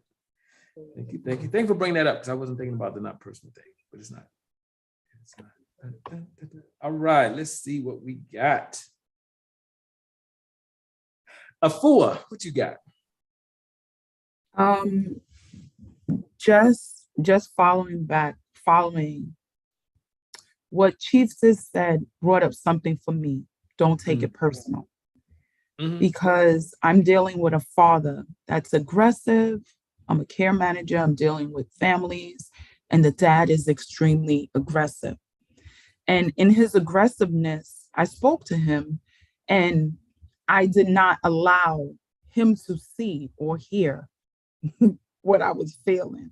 But when I got off that phone, I called my supervisor and I was like, listen here, this is the way he spoke to me. And I didn't let him know that it upset me, but there's many games I play, and that's not one of them. He may be able to speak to his wife like that, but I'm not his wife. And she was like, okay, you need to calm down. You can't speak to him. I'm like, I'm not going to speak to him like that because I need my job. But we got to figure out a way that I can work with him to get what I need, because the supervisor pretty much, she was like, well, we can't lose the case. When she said that for me, I'm like, I don't care if we lose the case or not. He ain't going to be speaking to me like that. However, on the flip side of that was, I know that he is who he is, and I have to control my personal issues of you not speaking to me like that. Because this is a job and it's not personal. Right. And I want you to get this. All he's doing is what? Speaking. Get that part first. He's speaking.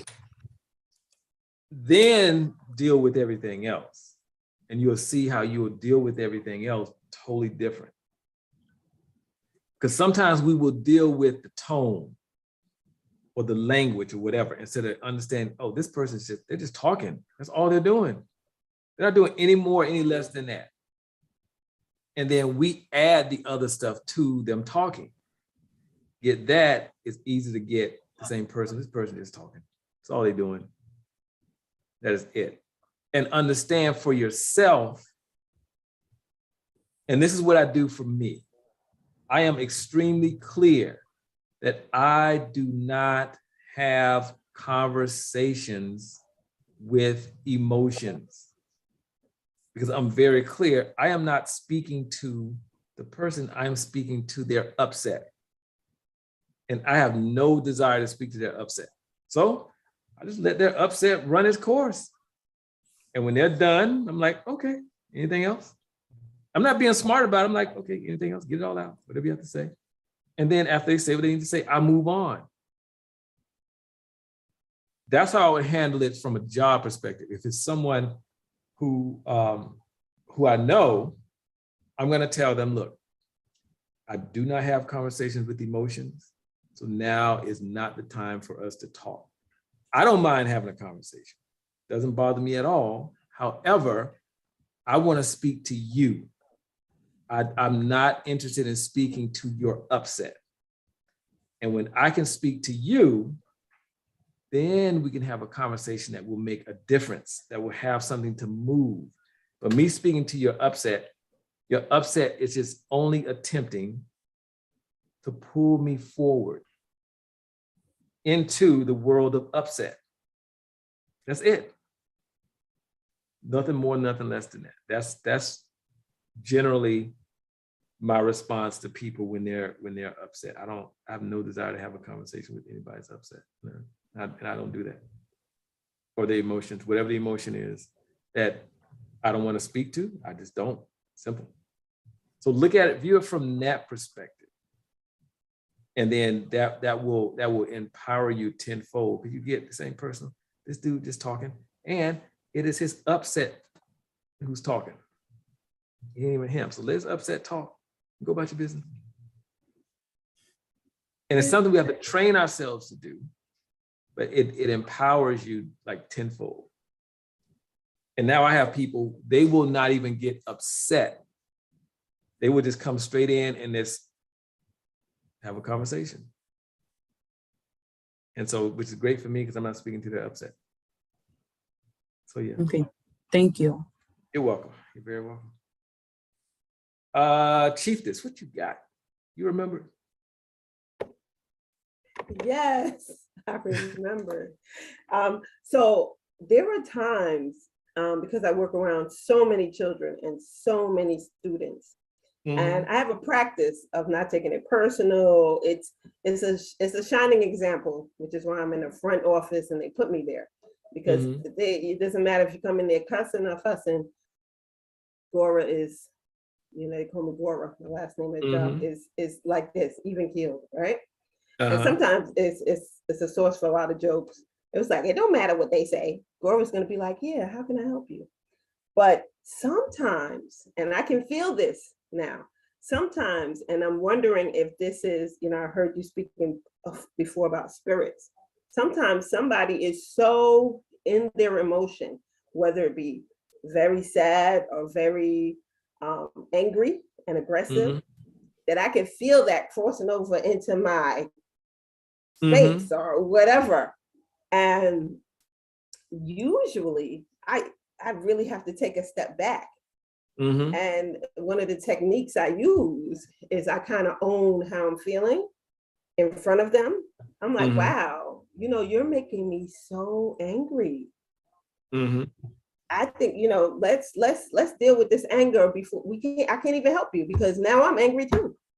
Right. I was like, I can't help you because you're so angry. You got me angry. Who we gotta fight? So I'm wondering if that has anything to do with whatever spirits they're walking with, or if I'm just, I don't know, emotional that day, but it really feels like a crossover. It really feels like if they're giddy happy, I could be giddy happy with them. If they're really sad, I'm crying with them. It's happened, So in that setting, when you're trying to be professional, how can you, I don't know, keep their spirit on their side so that you can deal with whatever you have to deal with to actually help them? I mean, in a personal setting, I'm home, I'm not at work, I don't have to help them, I could just resonate with them, cry with them. But when you have a job to do, you might want to detach yourself from all that's coming on. Is there something you can do, I guess, spiritually, or a ritual you could do? Yes, there is. So I'm gonna tell you what that is. Yes, it could be a spirit that's walking with them. More than likely, it is their medicine. Because you have people who carry the medicine to alter the temperature in a room.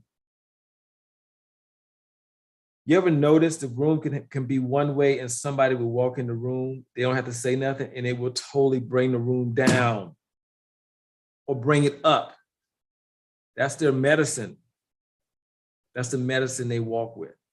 More than likely, those are the people you're running into. Their way of being totally encapsulates everything in that room. And so that's why you start feeling that energy encroaching on you and start having you to take on that energy. No different than if they walked in the room and they were like sad and just walked into a room and, you know, just with people at some event or something, they walk into the room, boo.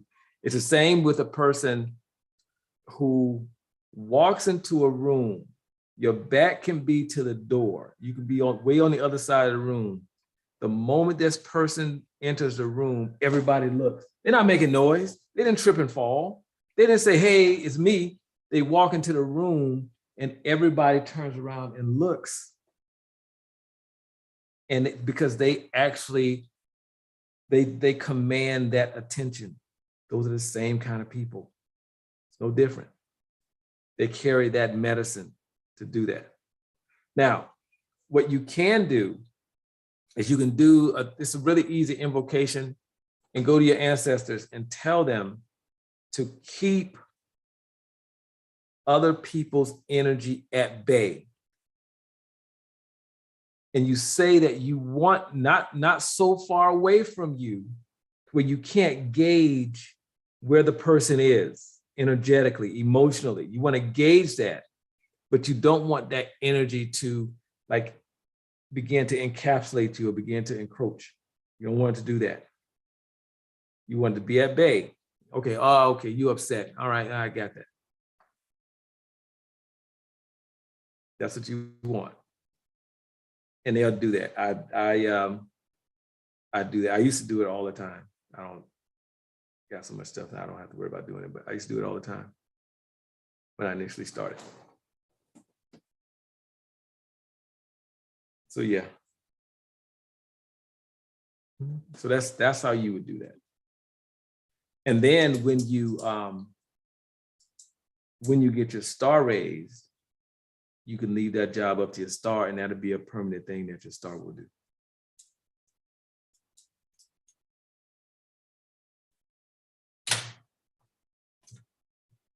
Okay. All right, cool. Good question. Good question. Okay. Now, I know I said a lot. Actually, this is way more than I anticipated. Because I was like, I don't know if we're gonna have this conversation today. I was a little on the fence. I said, let me see where it goes, and it just went where it went. So I'm gonna give you some examples. It's really simple examples.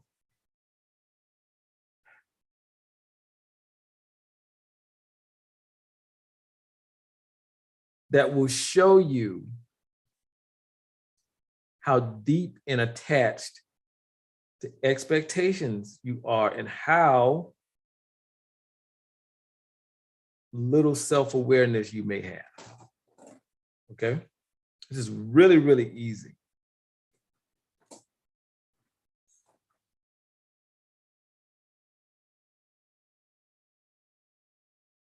You ever got up in the morning,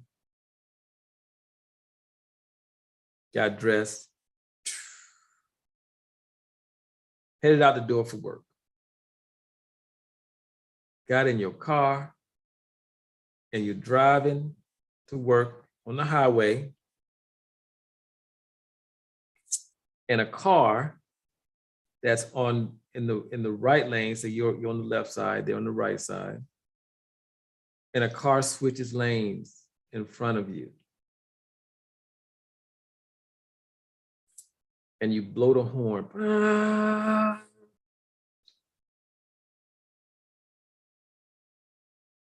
And you say some expletives.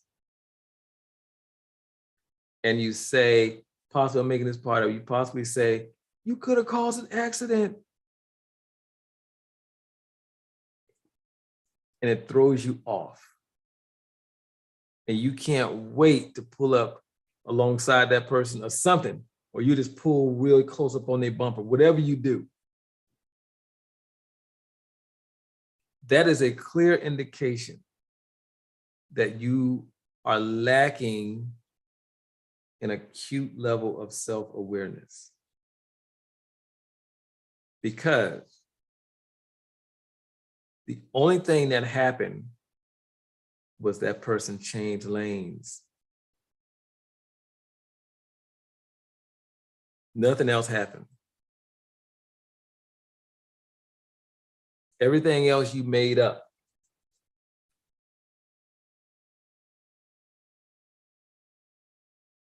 And the reason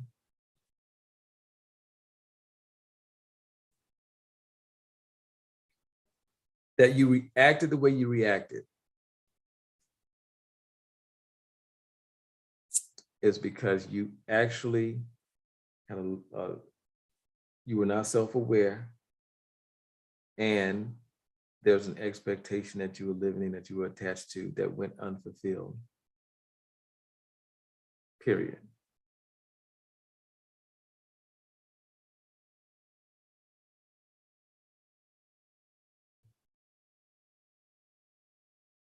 That's it.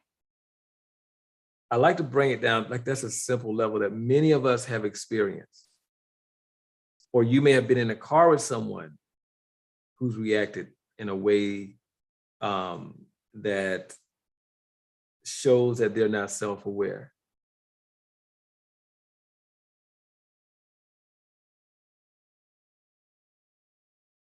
And just get what I said happened. The person just changed lanes. That's it.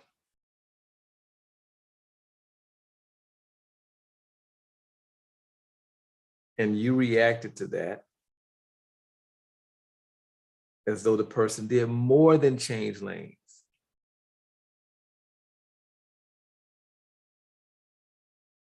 You reacted as though you ran into the back of the person's rear bumper.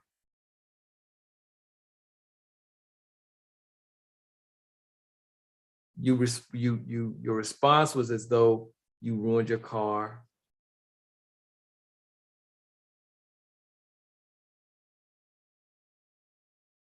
You're later for work than you are.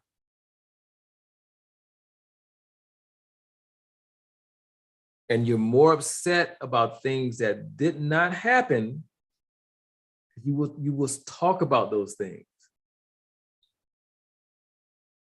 as opposed to what actually did happen. Because you will speak more about the couldas.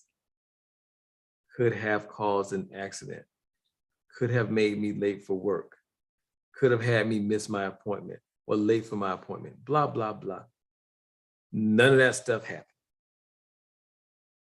But what did happen is a person changed lanes. That's what happened.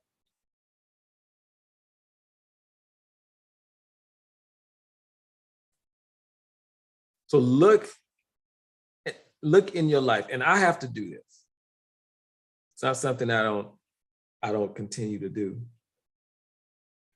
because we were all raised not to have self-awareness. I always say, take your age, -2. That's how long you've been practicing no self-awareness.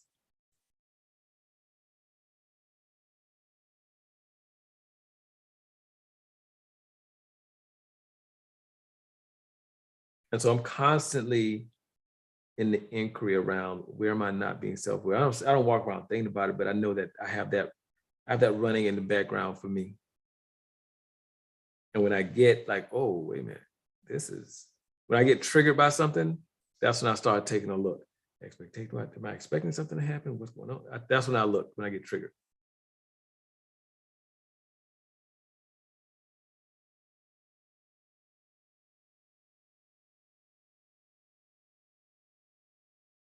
And it's not that I want to live. I have no desire to live a perfect life. None, zero. It's not my desire whatsoever. But I do have a desire to maximize my fullest potential based upon my nature.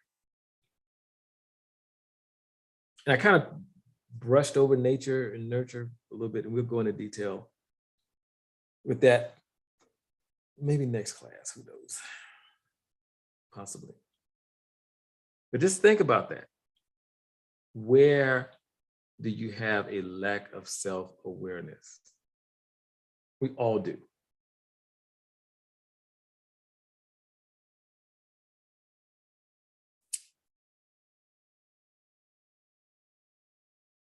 Oh, Chief, to send an email to set up a 50-minute conversation, send an email to ARC. I'm glad you said that.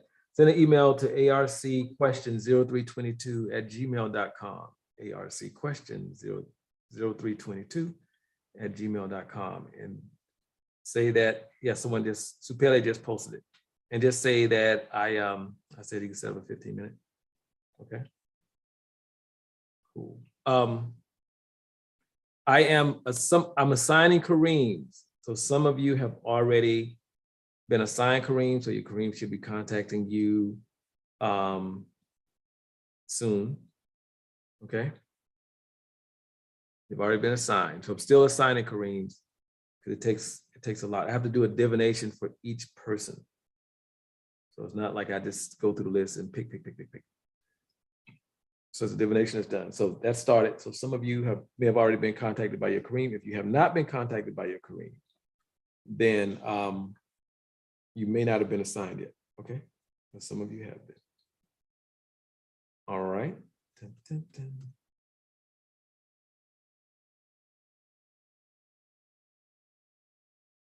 Okay. Let me see, I'm not on the list for the community email. Oh, you either. Oh, are you all in Beyond ARC?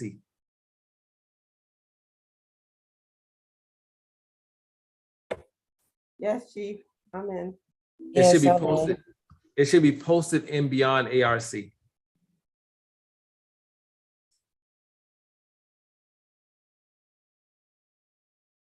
Yes, and Beyond ARC is in Google Classroom.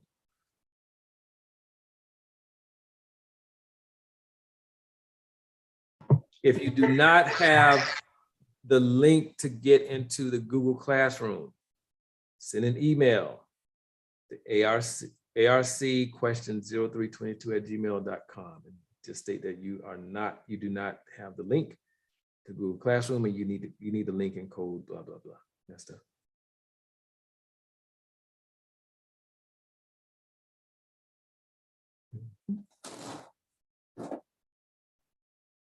Okay, I'll make sure that it's posted there. It should have been posted, but I'll check. I'll speak to that person about that. Okay. Chief, quick question. Yes. Should we formulate the question inside of the email? No, you don't have to. Okay. Nope. You don't have to. We'll just when we have the session, we'll just talk about it then. We'll work it out. Okay. All right. So this is what we got for homework. And I know we didn't go over this week's homework, so we'll go over it when we have class next. Okay. For homework, I want you all. This is a makeup week. So remember, I said we're going to have a few makeup weeks. So any homework assignment that you have not done, this is a week you can go back and repeat that, get that done. Not repeat it, but get that one done. If you want to repeat a homework assignment, go and repeat it. Meaning if there's one that you didn't quite get results, blah, blah, blah, you a lot of times if you go back and do it, if you actually leveled up spiritually, you may get a different result. You may get, whatever the result is going to be, okay? So that's what this week is. You got time to make them up.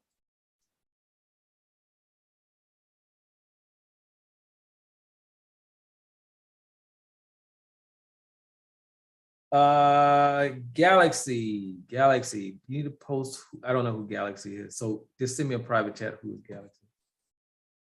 I'm not sure who that is.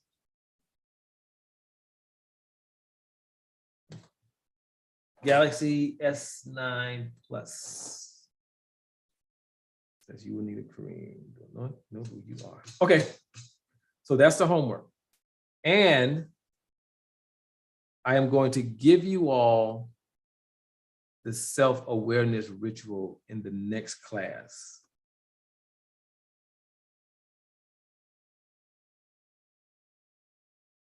Okay? there's a whole ritual that I give you around that one. Really good ritual. Really good. Let me see. If there's anything else, give me 1 second.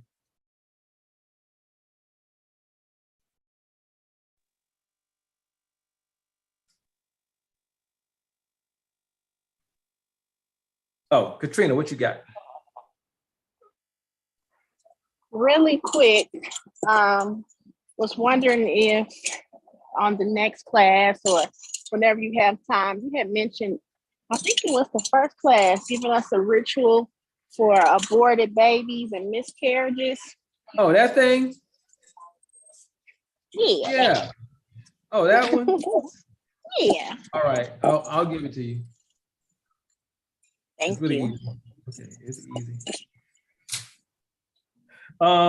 Galaxy S9. I have no clue. What's this? I don't know what this is. Who's Galaxy S9? What you got?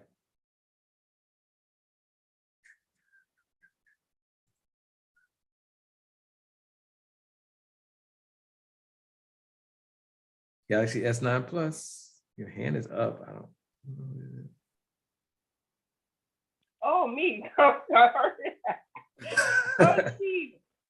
I was waiting for my name. What was the assignment? What's what now? What is the assignment? Oh, the assignment.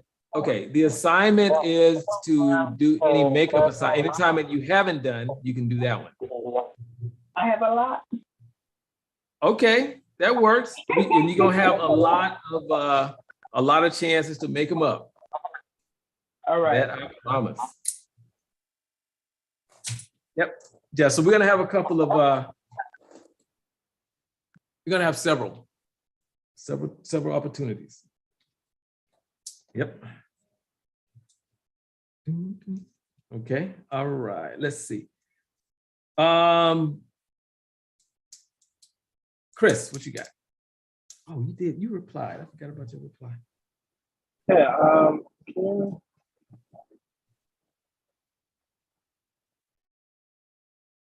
Hello, Chris? okay, so I don't know if I missed it or not.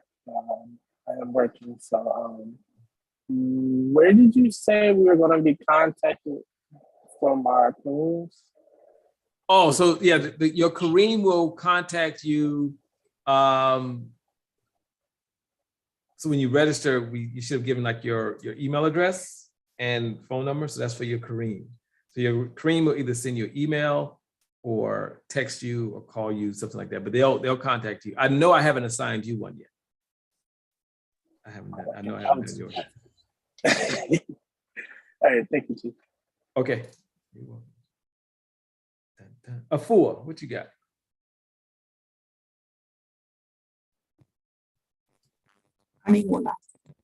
Nah. Is it okay for me to speak about past homework assignments and to say what was coming up for me? Next class. Okay. We can do that. Yep. Next class. Thank you. You're welcome. Bum, bum, bum, bum. Michelle, what you got? Chief Montana, a question since it was brought up. Have I been assigned a Kareem?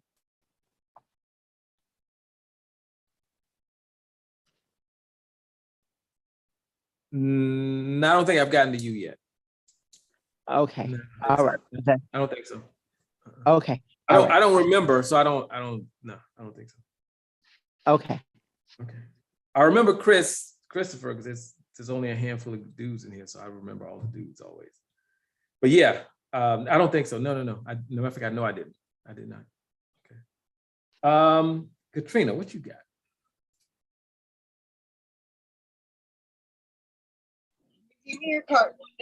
Chief, sorry, I'm in the store. I got distracted. Can I reset up my 15-minute? Because we missed last week. Yeah. Yeah. Just send a message, reset it up. Yeah, fine with me. Okay, cool. Thank Okay. you. All right, you're welcome. You're welcome.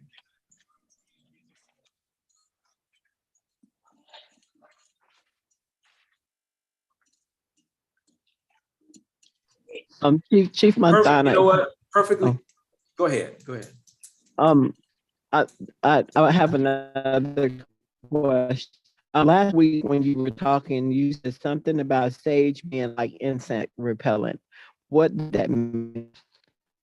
Meaning that sage is something that actually it will run spirits away. Not only unfavorable, but favorable. Yes, I knew that it when you cleanse, it does take away everything.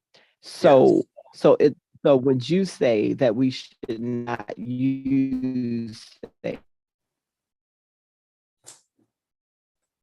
I wouldn't say not to use it, but know what's happening when you use it. I would say that. I would recommend using open mouth.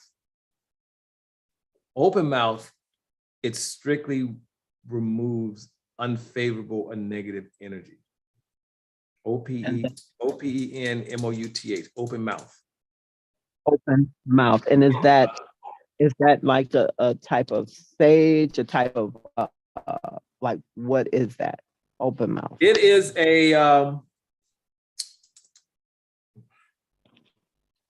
it's an herb, and it actually looks like a like that. Looks like an open mouth. I was thinking because I was like, I know I have some, but I think I may have used it all. I should have some. Let me look really quick. I think I have some. Open mouth.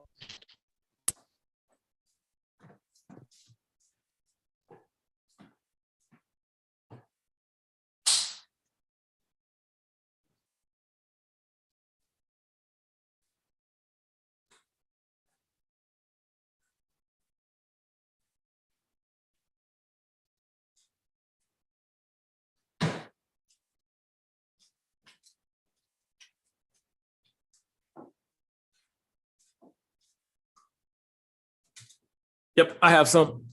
So here's what it looks like. One second. So this is two pieces that they actually broke off, but normally it would be open like this. See? So it looks like an open mouth. And so do you burn that? Yes. So you burn it on like, piece of charcoal, a charcoal tablet, something like that. You can burn it on that. That's fine. Some places you can order the powder. And so they've already ground this up into a powder, or you can get it like this and just sit it on top of the charcoal and it'll burn. And that's what I use. Go ahead. And what's the difference in the two? Between the powder and this? No, sir. Between each and the open mouth. Oh, the sage the sage removes all spiritual energy. Open mouth, only negative or unfavorable energy. Okay.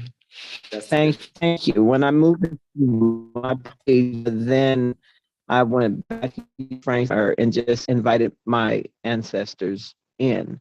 So, but I'm glad, thank you for letting me know that, because I didn't know about open mouth. Thank you so much. Thank you. Oh, okay. You're welcome. You're very welcome. And so you can go to, there's the place where I purchased my open mouth from. It's a store in Atlanta called Mutanas, MUTANAS. They have a website, and you can actually order it off of their website, is my understanding. Okay, thank you so much. Okay. Yeah, it's posted there in the chat, Mutana. So the thing about sage is this: sage will run away all spirits, depending upon how powerful the spirits are. So I'm gonna give you all an example, and then I need to run because I have 8 o'clock. So I remember, this was years ago. I was doing a shrine building. So we're building shrines, P2. And there's some Koreans, they'll come by and like they want to assist and help them get set up and blah, blah, blah, blah, blah. Right. And so there's rituals that I do in the mornings, early that morning before we get started. So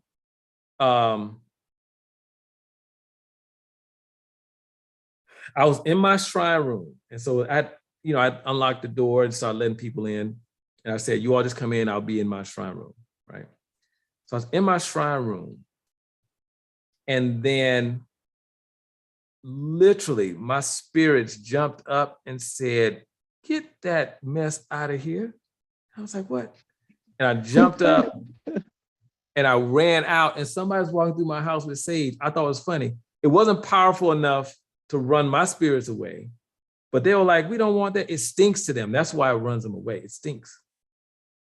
And they were like, get that out of here. So I went and I said, hey, you don't have to sage like my house at all. I said, you don't have to do that. I said, I take care of all of that. My spirits take care of that. And so it's like when you have an ancestral shrine, you shouldn't have to sage your house or cleanse your house.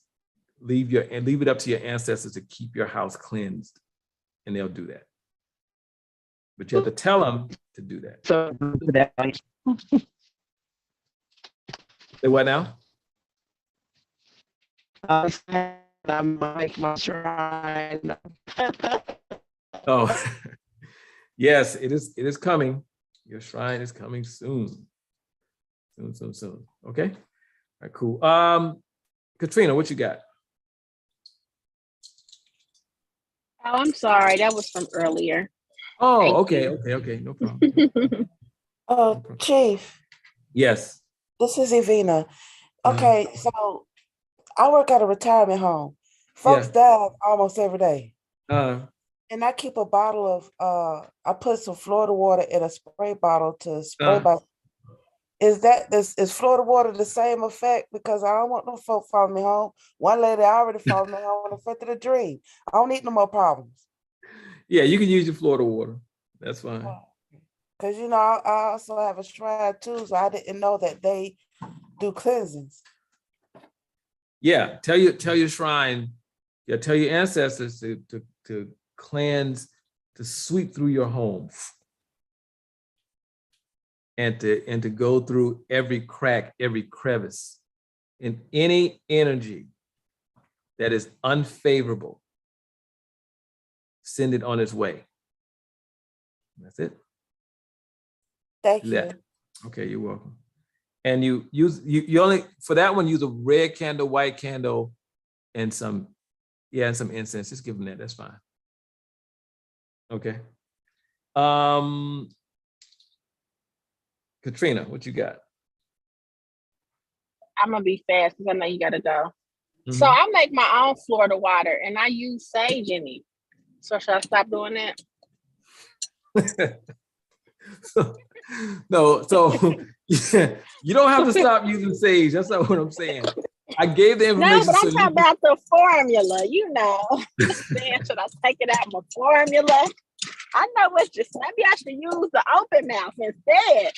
I think I'm gonna try that and see how that do.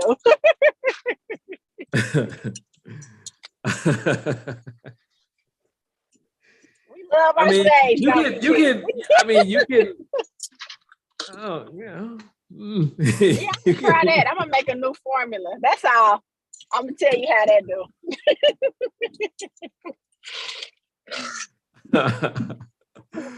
Oh man, you're right.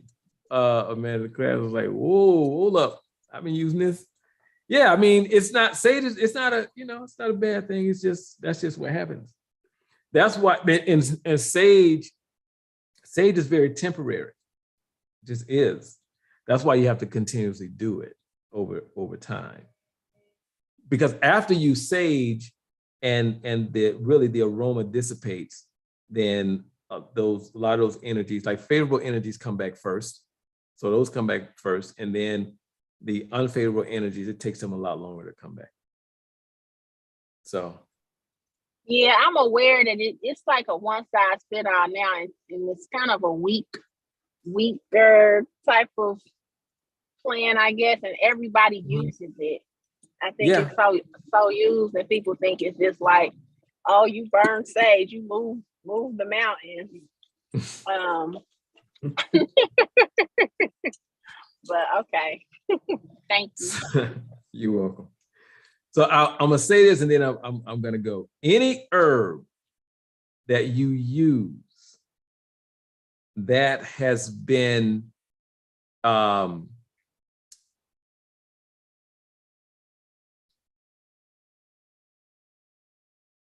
cultivated will not be as strong as an herb that is feral or herb that grows out in the wild. Same herb. The one that grows in the wild will be so strong because it's free. And the ones that were grown, at a farm or something like that are not. Open mouth itself is just, they go out into the bush and gather this stuff, is my understanding.